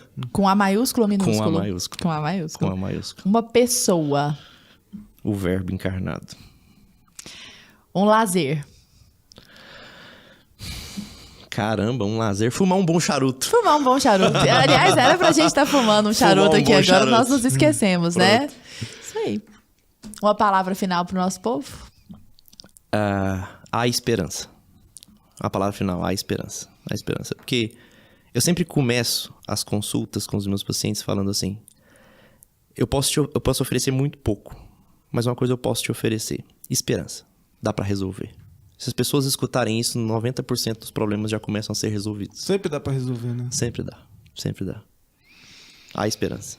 Jorge, muito obrigado pela tua presença aqui. A gente está muito feliz, né, com esse papo. Eu imagino que os nossos ouvintes aí também gostaram muito, né, de tudo que a gente falou por aqui. Dê um like aí, fala aí se você gostou, o que você achou do episódio. Conta um pouco da tua história aí, se você quiser, né? E procura também o Dr. Jorge lá no Instagram, no YouTube, porque você vai aprender muita coisa lá também. E se você ainda não é membro, olha o que você está deixando de financiar. Você tá gastando dinheiro com esse sanduíche, tá te deixando gordo aí, você tá bebendo uma cachaça barata. Podia estar assinando Brasil Paralelo para financiar isso aqui, porque isso aqui custa caro, tá bom? Exato. Beijo pra vocês, até semana que vem. Obrigada, doutor Jorge. Obrigada, Thaís, linda, que tá ali. Um beijo, até mais. Tchau. Tchau.